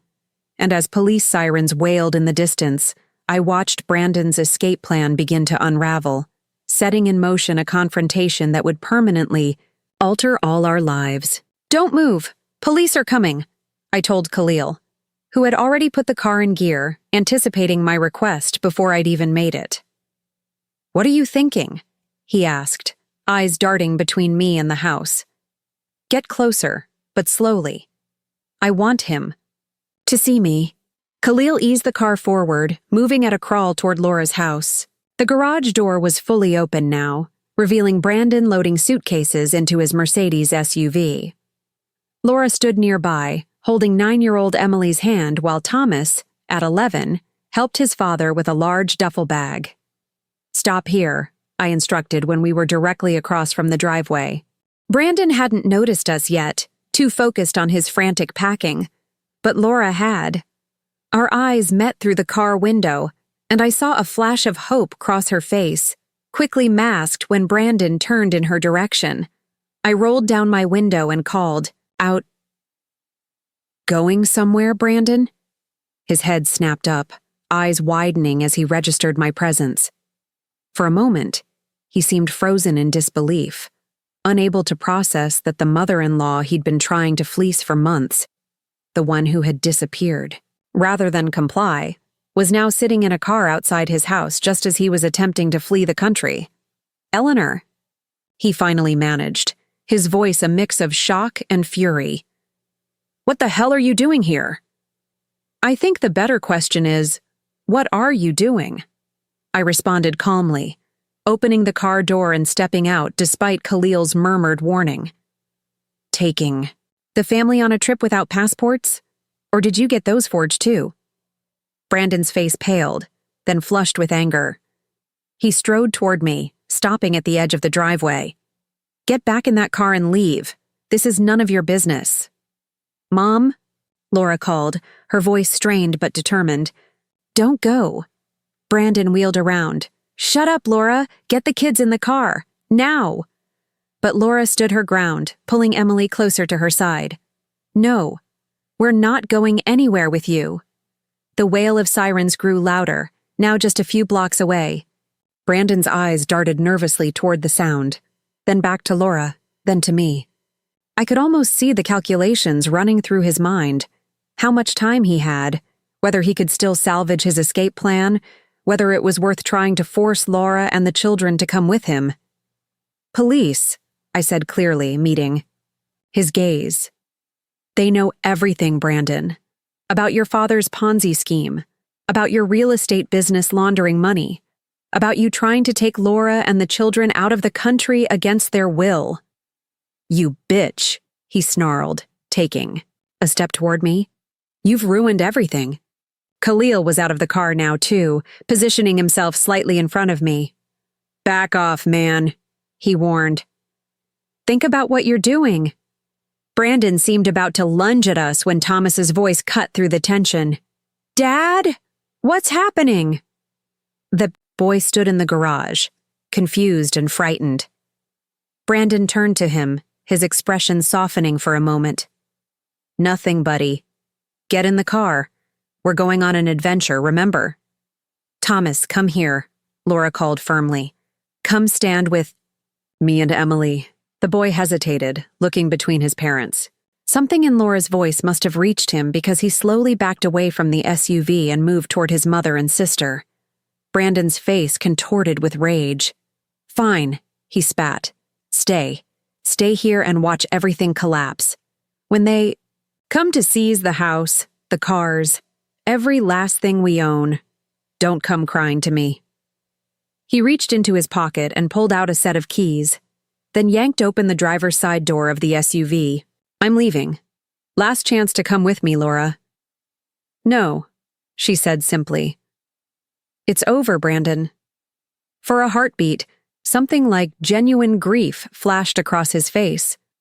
Then it hardened into cold fury. "Your loss," he muttered, climbing into the SUV and starting the engine. The first police car rounded the corner, lights flashing, just as Brandon began backing out of the garage. Another police car appeared from the opposite direction, effectively boxing him in. "Police! Turn off the vehicle!" An officer shouted through a loudspeaker. Brandon hesitated for only a second before gunning the engine, swerving sharply to mount the curb in an attempt to get around the police car blocking the driveway. The SUV lurched forward, tires spinning. On the manicured lawn. "Get down!" I shouted to Laura and the children, while Khalil pulled me back toward his car. The SUV made it halfway across the lawn before the second police car maneuvered to cut him off. Brandon swerved again, narrowly missing a tree, then suddenly braked hard as a third police car appeared, blocking his path completely. Within seconds, officers surrounded the vehicle, weapons drawn, ordering Brandon to shut off the engine and show his hands. For one terrible moment, I thought he might try to ram through the blockade, but then the SUV's engine died, and his hands appeared, gripping the steering wheel.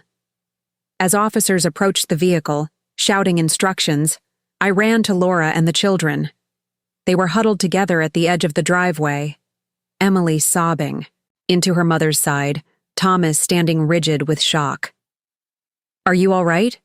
I asked, gathering them into my arms. Laura nodded mutely, tears streaming down her face as she watched the police handcuff Brandon and lead him to a patrol car. The children clung to us, frightened and confused. "Grandma, why are they taking Dad?" Thomas asked, his voice small. "How do you explain to a child that his father is involved in financial crimes? That he was about to kidnap them and flee the country? That everything they thought they knew about their family life was built on lies?" "Your dad made some mistakes," I said carefully. "The police need to talk to him about them." "Are we in trouble too?" Emily whispered. "No, sweetheart," Laura assured her, finding her voice at last. "We're not in trouble, but we need to be very honest with the police and tell them exactly what happened tonight." A female officer approached us, her expression professional but kind. "Mrs. Reynolds, I'm Officer Ramirez. We need to ask you some questions. Is there somewhere we can talk while my colleagues secure the scene?" Laura glanced at the house, then shook her head. "I don't want to go back in there right now." "We can talk at my hotel," I suggested. "It's not far from here." "That works," Officer Ramirez agreed. "We'll need statements from all of you, including the children. But we can keep it as gentle as possible," she added, noticing my concerned glance at Thomas and Emily. Laura nodded gratefully. "Thank you." As we prepared to leave, I remembered Khalil, who was standing a respectful distance away, speaking with another officer. I walked over to him. "I can't thank you enough," I said sincerely. "You went above and beyond for a complete stranger tonight." He shrugged, offering a small smile. "My sister was in an abusive relationship once. I know how these things can go. Down. Just glad everyone's safe." I insisted on paying him generously for his time and giving him a 5-star rating in the app. It seemed a paltry acknowledgement for what he'd done, but he accepted it with grace before driving away. The next few hours passed in a blur of police statements, phone calls to Phil and Karen Ellis, and attempts to comfort Thomas and Emily, who vacillated between shock, confusion, and exhaustion. By midnight, we were all installed in my hotel suite, the children finally asleep in the bedroom while Laura and I sat in the living area, talking in low voices. "I should have seen it," Laura said, staring into her cup of cold tea. "All the signs were there. The secretive phone calls, the unexplained cash, the way he'd get defensive whenever I asked questions about the business." "We see what we want to see," I said gently, "especially when it comes to those we love." She looked up, at me, her eyes red-rimmed from crying. "Is that what you did with me? Saw what you wanted to see?" The question caught me off guard. "What do you mean? I was awful to you, Mom. I let Brandon pressure you about money. I stood by while he listed your house without permission. I didn't stand up for you when you needed me to." Her voice broke. "I was a terrible daughter." "No," I said firmly, reaching for her hand. "You were a wife caught between loyalty to your husband and your mother. It's an impossible position, and as for seeing what I wanted to see," I sighed. "Yes, I suppose I did that too. I saw the little girl I raised, not the woman who was becoming increasingly influenced by her husband's values." "When did it change?" she asked. "When did I start caring more about money and status than about what was right?" I considered the question carefully. "I think it happened gradually. Brandon has always been focused on appearances, on keeping up with a certain lifestyle. Over time, his priorities became yours. It happens in marriages. You absorb each other's values, sometimes without even realizing it." Laura nodded, wiping away fresh tears. "The worst part is, I really believed we needed all of it. The big house, the private schools, the luxury cars.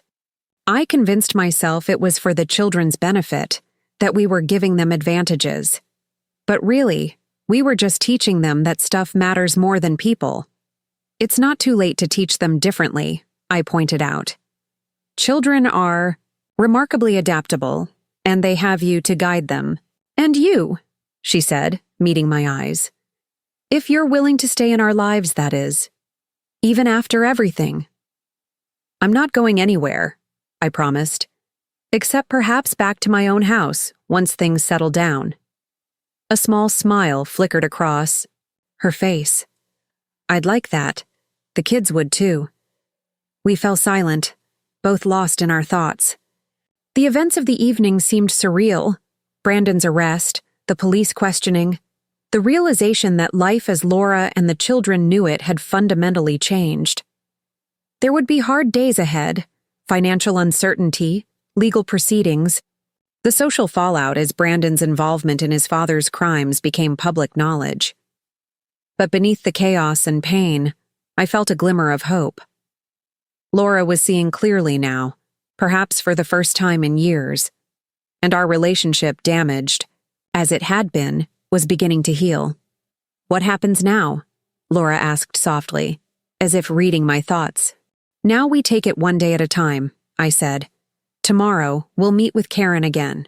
Start the process of legally protecting you and the children from Brandon's actions. We'll figure out practical matters, where you'll stay, what to tell the kids' schools, how to handle finances in the short term. And in the long term? I squeezed her hand. In the long term, you rebuild. You figure out what kind of life you want, what kind of mother you want to be, what values you want to instill in Thomas and Emily, and you give yourself grace, because none of this is going to be easy. She nodded, some of the tension leaving, her shoulders. You know what's strange. There's a part of me that feels relieved, like I can finally stop pretending, stop worrying about appearances and keeping up with Brandon's expectations. That doesn't sound strange at all, I assured her. Sometimes the hardest prisons are the ones we build ourselves. The following morning brought new challenges. Brandon had been formally charged with money laundering, wire fraud, and attempted kidnapping. His bail was set at $1 million a sum. He might have been able to meet a week ago, but with his accounts frozen and assets being scrutinized, he remained in custody.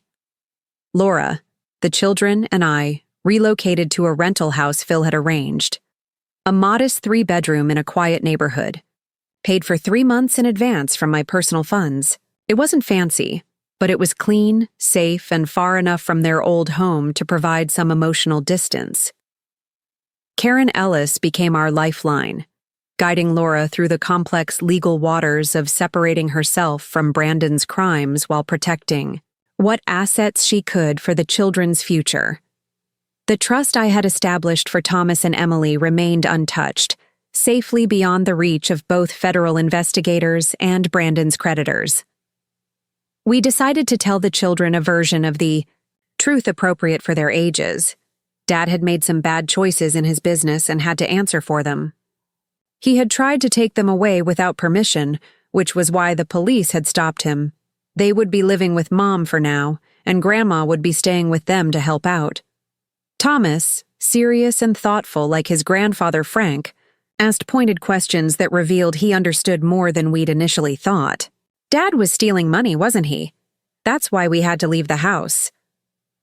Laura confirmed this gently, emphasizing that what Brandon had done was his responsibility alone, not theirs.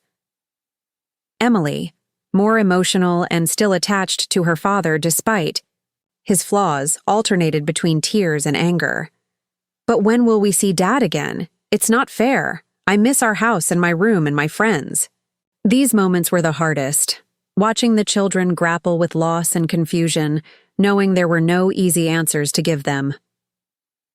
A week after Brandon's arrest, I finally returned to my own home. Phil had maintained it in my absence, ensuring that utilities remained on and basic maintenance was performed. Walking through the front door after months away felt surreal. Everything exactly as I'd left it, yet somehow changed, as if the house had existed in a parallel universe while I was gone. I moved slowly from room to room, reacquainting myself with my possessions, my spaces, my life before everything had imploded. In the kitchen, I ran my fingers over the countertops Frank and I had selected together 20 years ago. In the living room, I sat in my favorite chair, looking out at the garden now overgrown but still beautiful in its wildness. This house held memories of a lifetime. Frank bringing Laura home as a newborn, Laura taking her first steps across this very living room floor, family dinners and holiday celebrations and quiet evenings reading by the fire. It was more than just a structure. It was the physical manifestation of our family's history. And now, it would begin a new chapter. Laura and the children would be moving in with me once the rental period ended. It made the most financial sense. Laura's assets were frozen pending investigation, and the children needed stability. But beyond practicality, it felt right. A chance to rebuild our family bonds in a space filled with love and memories. That afternoon, I called a landscaper to restore the garden, a cleaning service, to refresh the house, and a contractor to convert the rarely used formal dining room into a homework and play space for the children. Small changes to make room for new beginnings. As I stood on the back porch, watching the sunset paint the sky in vibrant oranges and pinks, my phone buzzed with a text from Laura. Just told the kids about moving to your house. Emily wants to know if she can paint her room purple. Thomas is worried about changing schools again.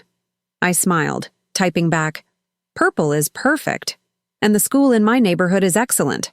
I already checked. We'll make this work." 3 dots appeared as Laura typed her response. "I know we will. Thank you, Mom. For everything. For not giving up on me, even when I gave you every reason to." Tears pricked my eyes as I read her words. "Never," I replied. "Not then. Not now. Not ever." Later that evening, as I prepared for my first night back in my own bed, I took out the photo I'd carried with me throughout my absence, Frank and me on our 40th anniversary, both of us laughing at some forgotten joke. I placed it on the nightstand where it had always been. "Well, Frank," I said to the empty room, "it didn't go quite how I planned, but I think we're going to be okay now." And for the first time in months, I truly believed it. The road ahead would be challenging. Brandon's trial, the financial untangling, helping the children process the upheaval in their young lives. But we would face it together, as a family should. When I'd emptied my accounts and vanished all those months ago, I'd been acting out of self-preservation. Yes, but also out of a desperate hope that somehow the shock of my disappearance might wake Laura up to what was happening in her life. It had been a gamble, a last resort when all other attempts at communication had failed. Never in my wildest dreams could I have imagined how it would all unfold. The revelations about Brandon's criminal activities, the narrowly averted kidnapping, the painful but necessary rebuilding that now lay ahead of us. As I drifted toward sleep in the quiet comfort of my own home, I thought about the irony of it all. Brandon had demanded my life savings, intending to use it to escape the consequences of his actions. Instead, his greed had set in motion a chain of events that ultimately saved not just my money, but something far more precious: my relationship with my daughter and grandchildren. Sometimes the most difficult choices lead us exactly where we need to be, even when the path is nothing like what we imagined.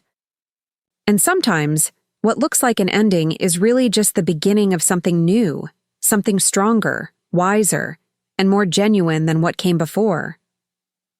The first month after Brandon's arrest was a whirlwind of legal consultations, financial assessments, and emotional adjustments. Laura met with federal prosecutors 3 times, providing everything she knew about Brandon's business dealings, which turned out to be less than they'd initially feared. She had genuinely been kept in the dark about the money laundering aspects of his real estate business, a fact that worked in her favor legally, if not emotionally. "They showed me documents with my signature on them," Laura told me one evening, her voice hollow as we sat on my back porch after the children had gone to bed. "Paperwork for shell companies I didn't even know existed. Brandon had me sign things. For years, always saying they were just routine business matters, that I shouldn't worry my pretty little head about the details. It wasn't your fault," I said, though we both knew these reassurances couldn't erase the humiliation she felt. I should have read what I was signing. I should have asked questions. She stared into her teacup, as if searching for answers in the amber liquid. I have 2 degrees, Mom. I'm not stupid. I was just willfully blind. Brandon was very good at what he did, I pointed out. He kept Diane in the dark for decades. Professional investigators didn't catch on for years. Don't be so hard on yourself. Laura nodded, but I could tell my words weren't fully penetrating the wall of self-recrimination she'd built around herself. That would take time, and probably therapy, which she had wisely begun the week after moving into the rental house. Meanwhile, I was dealing with my own readjustment. After months of solitude in Cedar Key, having a household full of people, particularly children, required an adaptation period. I loved having them with me, but I'd grown accustomed to quiet mornings with only the sound of gulls outside my window, to eating when I felt hungry rather than on a family schedule, to having my space exactly as I left it. Now there were backpacks. By the door, children's shoes scattered in the hallway, the constant hum of activity that comes with family life. Beautiful chaos, Frank would have called it. And he would have been right. The children were adjusting remarkably well, all things considered. Thomas, always the more reserved of the two, had thrown himself into exploring the neighborhood, making detailed maps of walking routes and cataloging interesting trees and plants he discovered. It was his way of creating order from chaos, I suspected, something he could control when so much else in his life had been upended. Emily had transformed my rarely used sewing room into her art studio, covering the walls with colorful drawings and paintings. Many featured our family, Laura, Thomas, herself, and me, standing together in front of various backgrounds: my house, a beach, a rainbow. Brandon was noticeably absent from these family portraits, though occasionally she'd draw him alone, usually behind what looked like a fence or in a car driving away. Her therapist said this was her way of processing what had happened, placing Brandon outside the new family unit she was forming. One evening, about 6 weeks after moving in with me, Laura received a phone call that changed everything once again. It was Karen Ellis. Brandon wants to make a deal, Laura told me after hanging up, her expression a mix of relief and trepidation. He's going to plead guilty to reduced charges in exchange for testifying against his father and several other high-level players in the Ponzi scheme. What does that mean for him? And for you? I asked. For him? Still prison time, but maybe 5 to 7 years instead of 15 to 20. For us, she took a deep breath, it means he's waiving any claim to the house, the cars, any assets that haven't been seized. He's also agreeing to an uncontested divorce and willing to forfeit parental rights. I raised my eyebrows in surprise. He's giving up the children? Completely? Laura nodded, tears filling her eyes. Karen says it's a calculated move. By completely separating himself from us legally, he's making it harder for prosecutors to come after anything I might rebuild for the kids. It's actually the most selfless thing he's ever done. We sat with that paradox for a moment. Brandon, who had been prepared to kidnap his children and flee the country, now willing to legally sever ties with them to protect their future. People were complicated, even those who had caused so much harm. How do you feel about it? I asked carefully. Laura wiped her eyes. Relieved, mostly. The divorce and custody battles could have dragged on for years.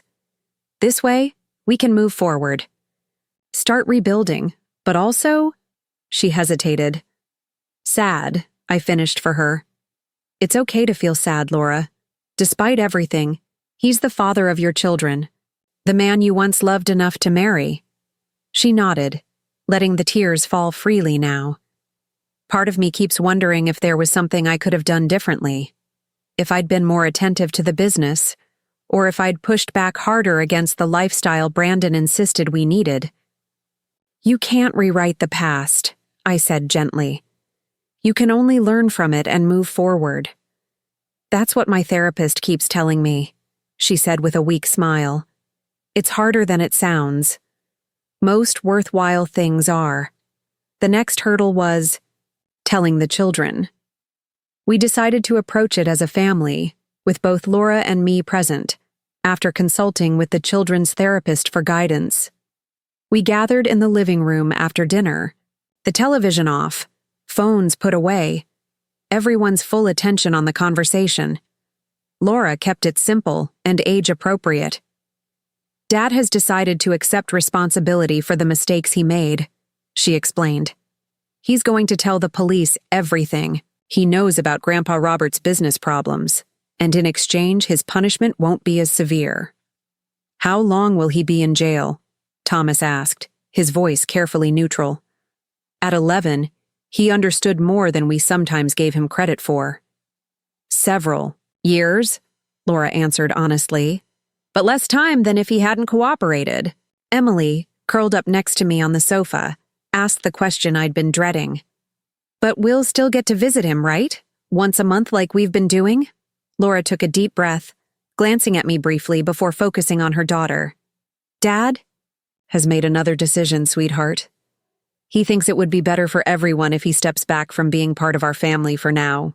Emily's brow furrowed. What does that mean? It means we won't be visiting him anymore, and legally, he won't be your dad in the same way. He'll always be your biological father, but he's giving up something called parental rights. He doesn't. Want to be our dad anymore? Emily's voice cracked, her 9-year-old mind cutting straight to what felt like rejection. Oh, honey. Laura moved to sit on Emily's other side, sandwiching the girl between us. It's not that he doesn't want to be. It's that he knows he can't be, not the way you deserve, not for a long time. And he doesn't want you to have to wait for him, or to be tied to his legal problems. Thomas, who had been quietly listening, suddenly spoke up. He's protecting us, he said with surprising insight. If he's not legally our dad anymore, then the people who are mad at him can't take anything from us, right? Laura nodded, impressed by her son's perception. That's part of it, yes. Like when he put me in someone else's boat during the sailing race last summer, Thomas continued, working through the concept. My boat was leaking, and if I'd stayed in it, I would have sunk with it. So he made me switch, even though it meant I couldn't finish the race. That's a good analogy, I said, touched by the way Thomas was finding a positive frame for his father's actions, a memory that painted Brandon in a caring light. Emily wasn't as easily consoled. But I don't want a different dad, she said, tears streaming down her face. I want my dad, even if he made mistakes. Laura pulled her daughter into a tight hug. I know, baby, I know. And you don't have to have a different dad. You don't need to have any dad at all if you don't want. It's just going to be us for a while. You, me, Thomas, and Grandma, and that's enough. We're enough. Later that night, after the children had finally gone to bed, Emily exhausted from crying, Thomas quiet and contemplative, Laura and I sat in the kitchen, picking at the remains of a chocolate cake I'd baked earlier in the day. That was one of the hardest conversations I've ever had, Laura admitted, pushing cake crumbs around her plate. You handled it beautifully, I told her. Honest but gentle. That's all you can do. You know what scares me the most? She said, looking up at me. The thought of doing this alone, raising them by myself. You're not alone, I reminded her. I'm here. I know, and I'm beyond grateful. But you won't always be, Mom. And even while you are, it's not the same as having a partner, someone to share the decisions, the worries, the middle-of-the-night fevers. I understood what she meant. After Frank died, I'd felt that absence keenly. The loss of my other half. The person who balanced my strengths and weaknesses with his own. It won't always feel this overwhelming, I assured her. You'll find your rhythm as a single parent. And someday when you're ready, you might find someone else to share your life with. Laura's laugh was bitter. After this disaster? I think I've lost my taste for relationships. Besides, Who would want to take on a divorced mother of two whose ex-husband is in federal prison for financial crimes? Someone who sees your strength, your resilience, your capacity to love, I said simply. Someone worthy of you. She smiled faintly, unconvinced but unwilling to argue the point. Maybe, but that's a concern for another day. Right now, I need to focus on the kids, on making a home for them, on figuring out what comes next. What came next was a series of practical challenges. With Brandon's plea deal in place, Laura was able to access some of their unfrozen assets, though much had been seized to help repay victims of the Ponzi scheme. The divorce proceeded quickly, finalized just 3 months after Brandon's arrest. The court approved his voluntary termination of parental rights, a decision that would have long-lasting implications for all of them. Through it all, we settled into a new normal. Laura found a job at a small marketing firm, a step down from her previous position, but one that offered flexible hours and understanding bosses who didn't flinch when she mentioned her ex-husband's legal troubles. The children enrolled in the local schools, gradually making new friends and adjusting to lives very different from the privileged existence they'd known before. And I found myself in a role I hadn't anticipated at this stage of life, a sort of co-parent, deeply involved in the day-to-day raising of my grandchildren. I drove them to school when Laura had early meetings, attended Thomas's science fair, sat through Emily's dance recitals, helped with homework, and cooked family dinners. It wasn't how I'd imagined spending my late 60s, but there was an unexpected joy in it, a sense of purpose I hadn't felt since Frank's death. 6 months into our new arrangement, I noticed Laura growing restless. Not unhappy exactly, but like she was outgrowing the emergency measures we'd put in place after Brandon's arrest. "I've been thinking," she said one Saturday morning as we worked together in the garden, Emily helping by digging holes wherever. She pleased while Thomas meticulously labeled the new plants with popsicle sticks. Maybe it's time we look for our own place.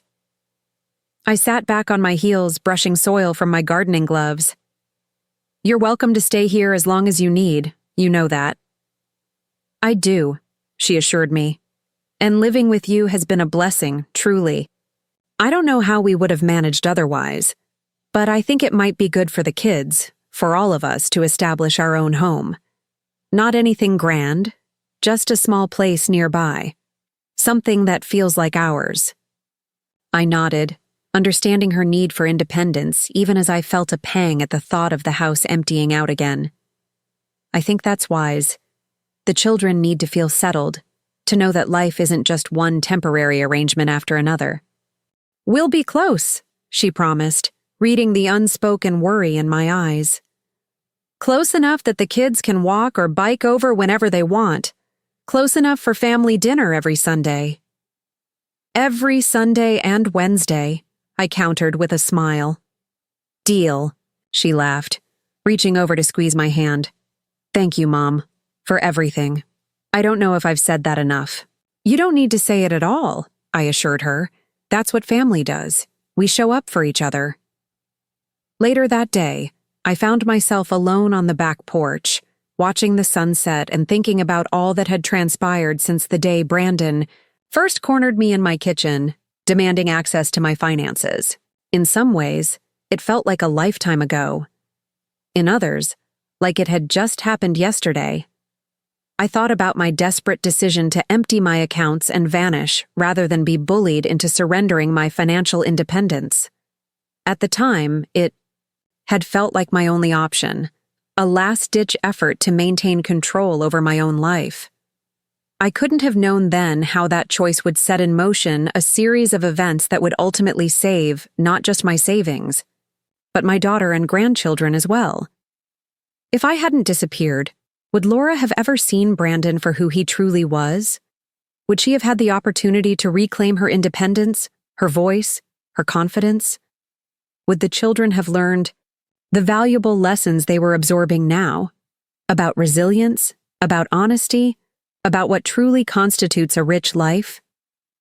There was no way to know for certain, but as I watched Thomas help Emily build a fairy house in the corner of the garden, their heads bent together in concentration, Laura snapping photos and calling out suggestions, I felt a profound sense of gratitude for where we had landed, despite, or perhaps because of, the difficult journey that had brought us here. The doorbell rang, interrupting my reflections.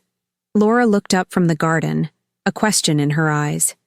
"I'll get it," I called, making my way through the house. When I opened the front door, I found Diane Reynolds standing on my porch, looking thinner and older than when I'd last seen her at Laura's wedding 8 years earlier. Her carefully maintained blonde hair was now streaked with gray, her designer clothes replaced by simple slacks and a cardigan. Her confident posture diminished by the weight of recent events. "Eleanor," she said, her voice lacking its usual imperious tone. "I hope I'm not intruding. I wanted to thank you in person for everything you've done for Laura and the children." For a moment, I simply stared at her, too surprised to respond. This was not the Diane I knew, the woman who had once looked down her nose at Laura for not coming from the right family, who had treated me with barely concealed disdain at every family gathering. "Would you like to come in?" I finally managed, stepping aside to open the door wider. Diane hesitated, glancing past me into the house. "I don't want to impose, and I'm not sure Laura would want to see me." "Why don't we let her decide that for herself?" I suggested, gesturing again for her to enter. As Diane stepped tentatively into my home, I had a sudden flash of insight. The journey we'd been on, Laura, the children, and I, wasn't over. Not by a long shot. There would be more challenges. Ahead, more adjustments, more moments that tested our resilience and resolve. But we were facing them together now, eyes open, hearts connected. And perhaps our circle was about to widen in unexpected ways, bringing healing not just to our immediate family, but to those whose lives had been shattered alongside ours by Brandon and Robert's actions.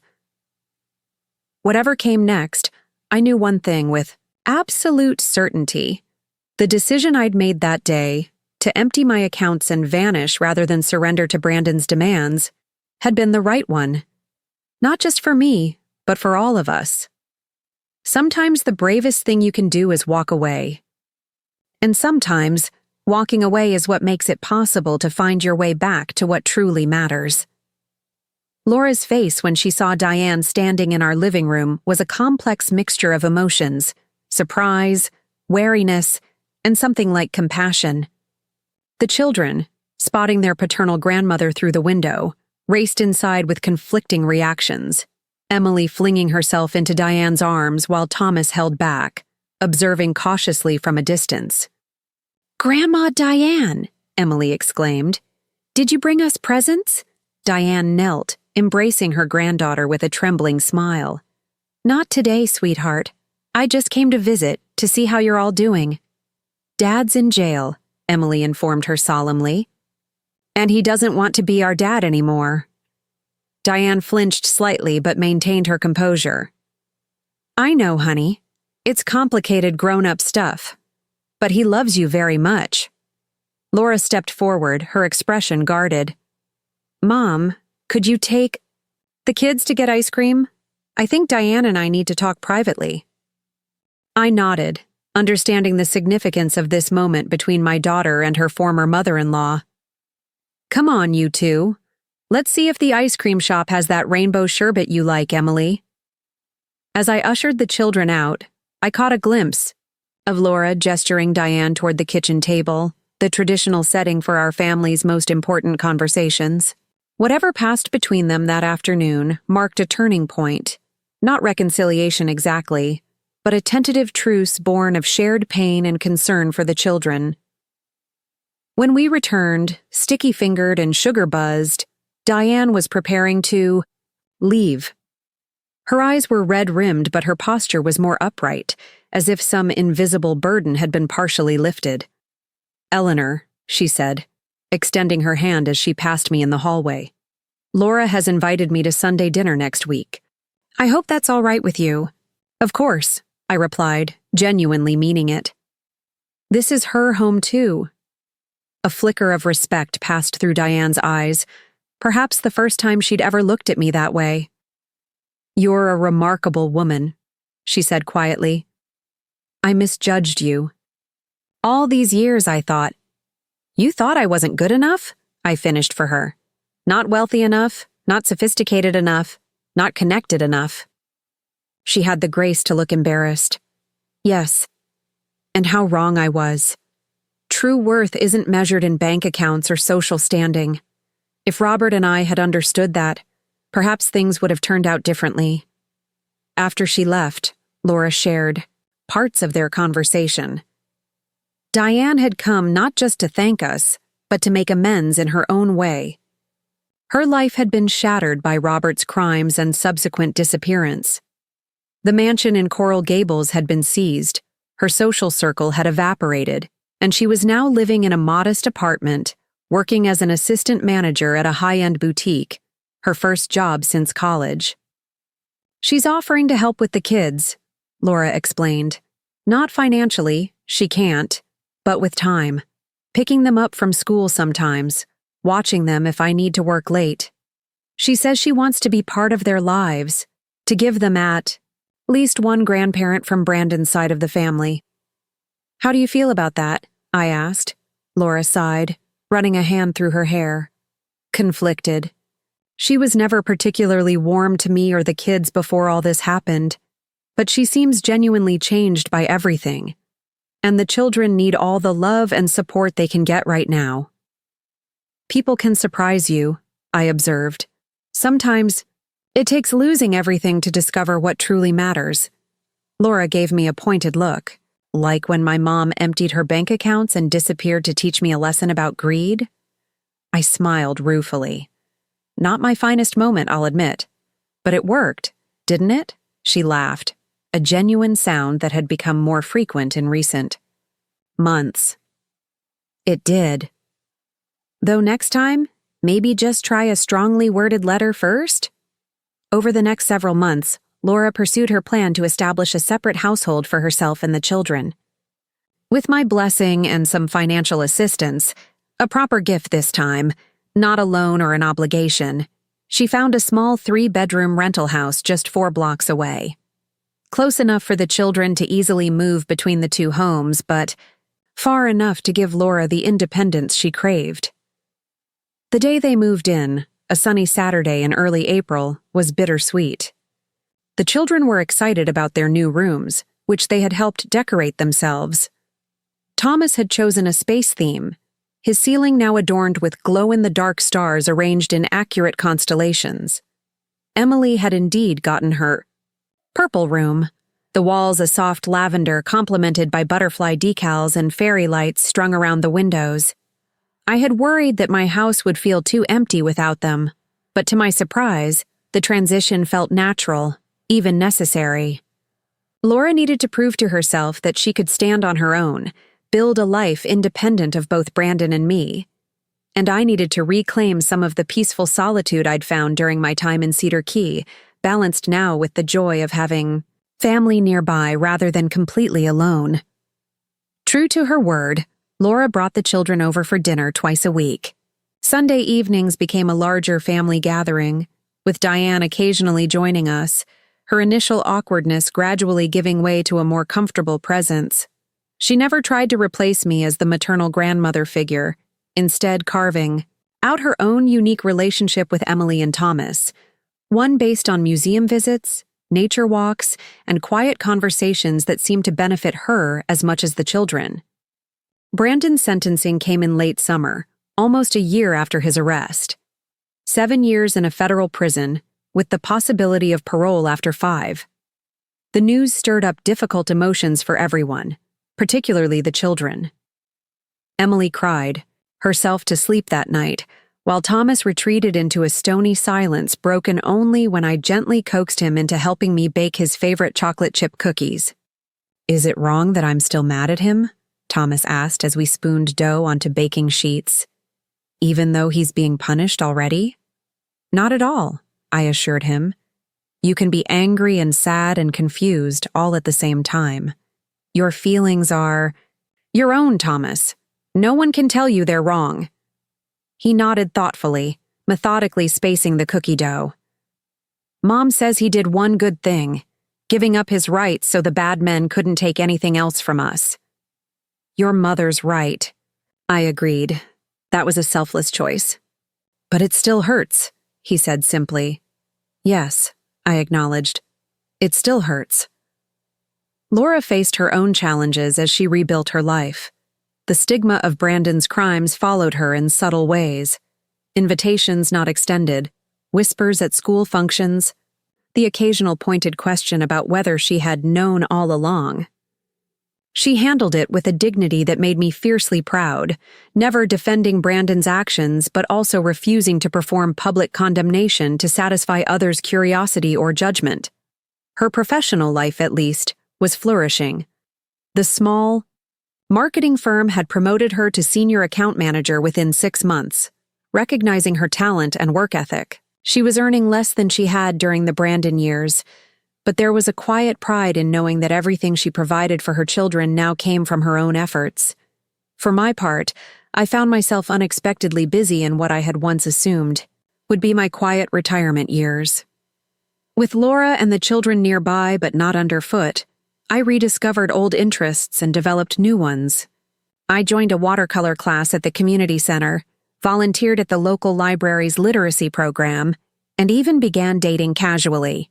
Nothing serious, just occasional dinner companions, mostly widowers from my church or friends of Phil's. 1. Such dinner companion, a retired high school principal named Howard, became a more regular fixture in my life. He was kind, intellectual without being pretentious, and had a dry wit that reminded me of Frank in the best possible way. We enjoyed museum exhibits, community theater performances, and long conversations over coffee about everything from politics to poetry. "You're glowing these days, Mom," Laura observed after Howard had joined us for Sunday dinner and charmed everyone, including Diane. "He's good for you." "We're just friends," I demurred, though we both knew there was potential for more. "You deserve happiness," she said simply. "After everything, you deserve it more than anyone." 2 years to the day after I had first discovered Brandon listing my house without my permission, the catalyst that had sent me fleeing with my emptied bank accounts, I found myself sitting in the courtroom where Robert Reynolds was finally facing justice. He had been captured in Panama 6 months earlier, extradited to face the charges he'd fled from. I hadn't planned to attend the sentencing hearing, but Laura had asked me to accompany her. "I need to see it end," she'd explained. "To look him in the eye, just once, and let him see that we survived what he and Brandon did to us." Diane sat on Laura's other side, her face a mask of contained emotion as she watched her ex-husband shuffle into the courtroom in an orange jumpsuit and handcuffs. Robert looked diminished, his once imposing presence reduced to that of an ordinary man facing the consequences of extraordinary greed. When the judge asked if any victims wished to make a statement, Laura surprised me by standing. "Your Honor," she began, her voice steady despite the slight trembling of her hands. "My name is Laura Harper, formerly Reynolds. My ex-husband Brandon Reynolds participated in his father's scheme, and as a result, my children and I lost our home, our financial security, and our family unit. But we didn't lose everything." She paused, gathering her thoughts before continuing. 2 years ago, my former father-in-law and ex-husband were wealthy men by conventional standards. They had the houses, the cars, the lifestyle many people envy. I thought we were fortunate. I thought we had everything. Robert stared straight ahead, refusing to meet her gaze, but Laura continued undeterred. "I was wrong. What I have now, what my children have, is far more valuable. We have authenticity. We have resilience. We have relationships based on love and mutual respect, rather than materialism and appearances. We're building a life based on honest work and genuine connections." She turned slightly, looking directly at Robert for the first time. "I don't wish you ill, Mr. Reynolds. I hope you find some measure of peace during your incarceration. But more than that, I hope you someday understand that in pursuing wealth, at any cost, You sacrifice the only things that truly matter in this life. The courtroom was silent as Laura returned to her seat. I squeezed her hand, too moved for words, while Diane dabbed at her eyes with a tissue. Later, as we walked out of the courthouse into the bright autumn sunshine, Laura linked her arms through mine and Diane's, an unconscious gesture that spoke volumes about how far we'd all come. "Well," she said with a small smile, "that chapter is finally closed." "And a new one begins," I added, thinking of all that lay ahead. Thomas entering middle school, Emily's growing talent for art, Laura's recent promotion to creative director at her firm. "I've been thinking," Laura said as we walked toward the parking lot. "Maybe it's time to make some of these changes official. I'd like to go back to using my maiden name, Harper, and I think the kids should too. A fresh start, completely separate from the Reynolds legacy." Diane stiffened slightly beside her, and Laura quickly added, "This isn't about cutting you out, Diane. You'll always be their grandmother. It's about giving them a clean slate, an identity untainted by everything that's happened." After a moment, Diane nodded. "I understand, and I think it's the right decision." That evening, we had an impromptu celebration at my house. Laura, the children, Diane, Phil and his wife, Howard, and a few of Laura's close friends who had stood by her throughout the ordeal. It wasn't planned as such, but as people gathered, on my back porch, sharing food and conversation under strings of garden lights, it felt like a meaningful commemoration. "A toast," Phil announced, raising his glass. "To the Harper family. May your future be as bright as your spirits." "To the Harpers," everyone echoed, glasses clinking in the twilight. Later, as the party wound down, I found myself alone with Laura at the kitchen counter, putting away leftovers and loading the dishwasher. "I never properly thanked you," she said suddenly, pausing with a serving bowl in her hands. "For what?" I asked, though I suspected I knew. "For having the courage to walk away when you did. For showing me that sometimes the bravest thing isn't staying and fighting, it's recognizing when a situation is toxic and removing yourself from it." She placed the bowl in the dishwasher carefully. "If you hadn't emptied your accounts and vanished, I might never have seen Brandon for who he really was. The children and I might have been dragged down with him when everything collapsed." I reached over and tucked a strand of hair behind her ear, a maternal gesture I'd been making since she was a little girl. "You would have figured it out eventually. You're stronger than you give yourself credit for." "Maybe," she acknowledged. "But I'm glad I didn't have to find out the hard way. Looking at my daughter now, confident, self-sufficient, clear-eyed, about both her past mistakes and future possibilities, I felt a surge of pride so powerful it almost took my breath away. She had weathered a storm that might have broken a lesser person, emerging not just intact, but somehow more authentic, more fully herself. "What about you, Mom?" she asked, closing the dishwasher and turning to face me. "Any regrets about how everything turned out?" I considered the question seriously. Did I regret the months of exile, the dramatic rupture with my daughter, the upheaval that had touched all our lives? Perhaps I should. And yet, no, I said finally. No regrets. I wish we could have learned these lessons less painfully. But I don't regret where we've landed, Laura smiled, understanding completely. Me neither. 5 years after my disappearance, on a perfect June evening, we gathered in my backyard for Thomas's high school graduation party. At 16, he had completed high school a year early and been accepted to the State University's engineering program on a partial scholarship, the remainder covered by the trust fund I had established for the grandchildren all those years ago. The yard was filled with people who had become important parts of our expanded family circle. Howard, now my husband of 2 years. Diane and her new partner Richard, a kind-hearted accountant she'd met at church. Phil and his wife. Laura's colleagues and friends, and Thomas's classmates and teachers. Emily, now 14 and blossoming into a talented artist, had created a photo display chronicling her brother's accomplishments. Looking at the images, Thomas receiving academic awards, performing in the school band, laughing with friends, a casual observer would never guess the challenges our family had overcome. Laura, elegant in a simple blue dress, gave a toast that brought tears to my eyes. To my brilliant son, who taught me what true resilience looks like, and to my mother, who showed us all that it's never too late to set boundaries, stand up for yourself, and rewrite your own story. As glasses clinked and congratulations flowed, I found myself standing slightly apart, taking in the scene with a full heart. The garden Frank had loved was in full bloom, tended now by Howard's careful hands alongside mine. The house that Brandon had tried to sell out from under me had become the heart of our extended family, hosting celebrations and Sunday dinners, a sanctuary where healing had gradually replaced hurt. Thomas approached, handsome in the new suit we'd bought for the occasion, a young man now where a bewildered boy had once stood.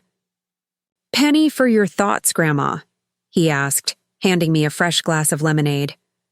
"Just counting my blessings," I replied with a smile, and marveling at how life's hardest challenges often lead to unexpected gifts. He nodded, his expression thoughtful. "Mom says that's why our family motto should be, 'Sometimes you have to empty your accounts and vanish.'" I laughed, delighted by Laura's irreverent summary of our journey. A bit long for a coat of arms, perhaps, but accurate nonetheless. Thomas's smile faded slightly. "Do you ever wonder what would have happened if you hadn't done that? If you'd just given Dad and Grandpa Robert your money when they wanted it?"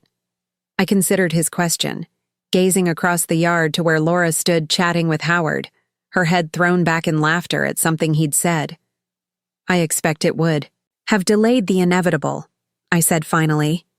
"Their scheme would still have collapsed eventually.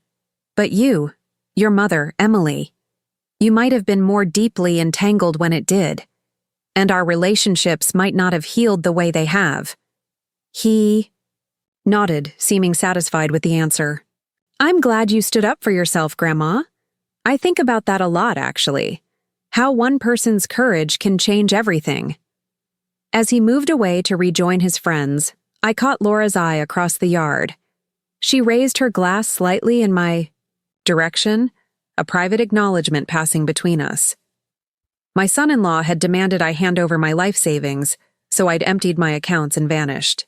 In doing so, I'd not only protected my financial independence, but had set in motion a chain of events that ultimately saved something far more valuable: the true heart of our family, stripped of pretense and materialism, rebuilt on a foundation of honesty, resilience, and unconditional love.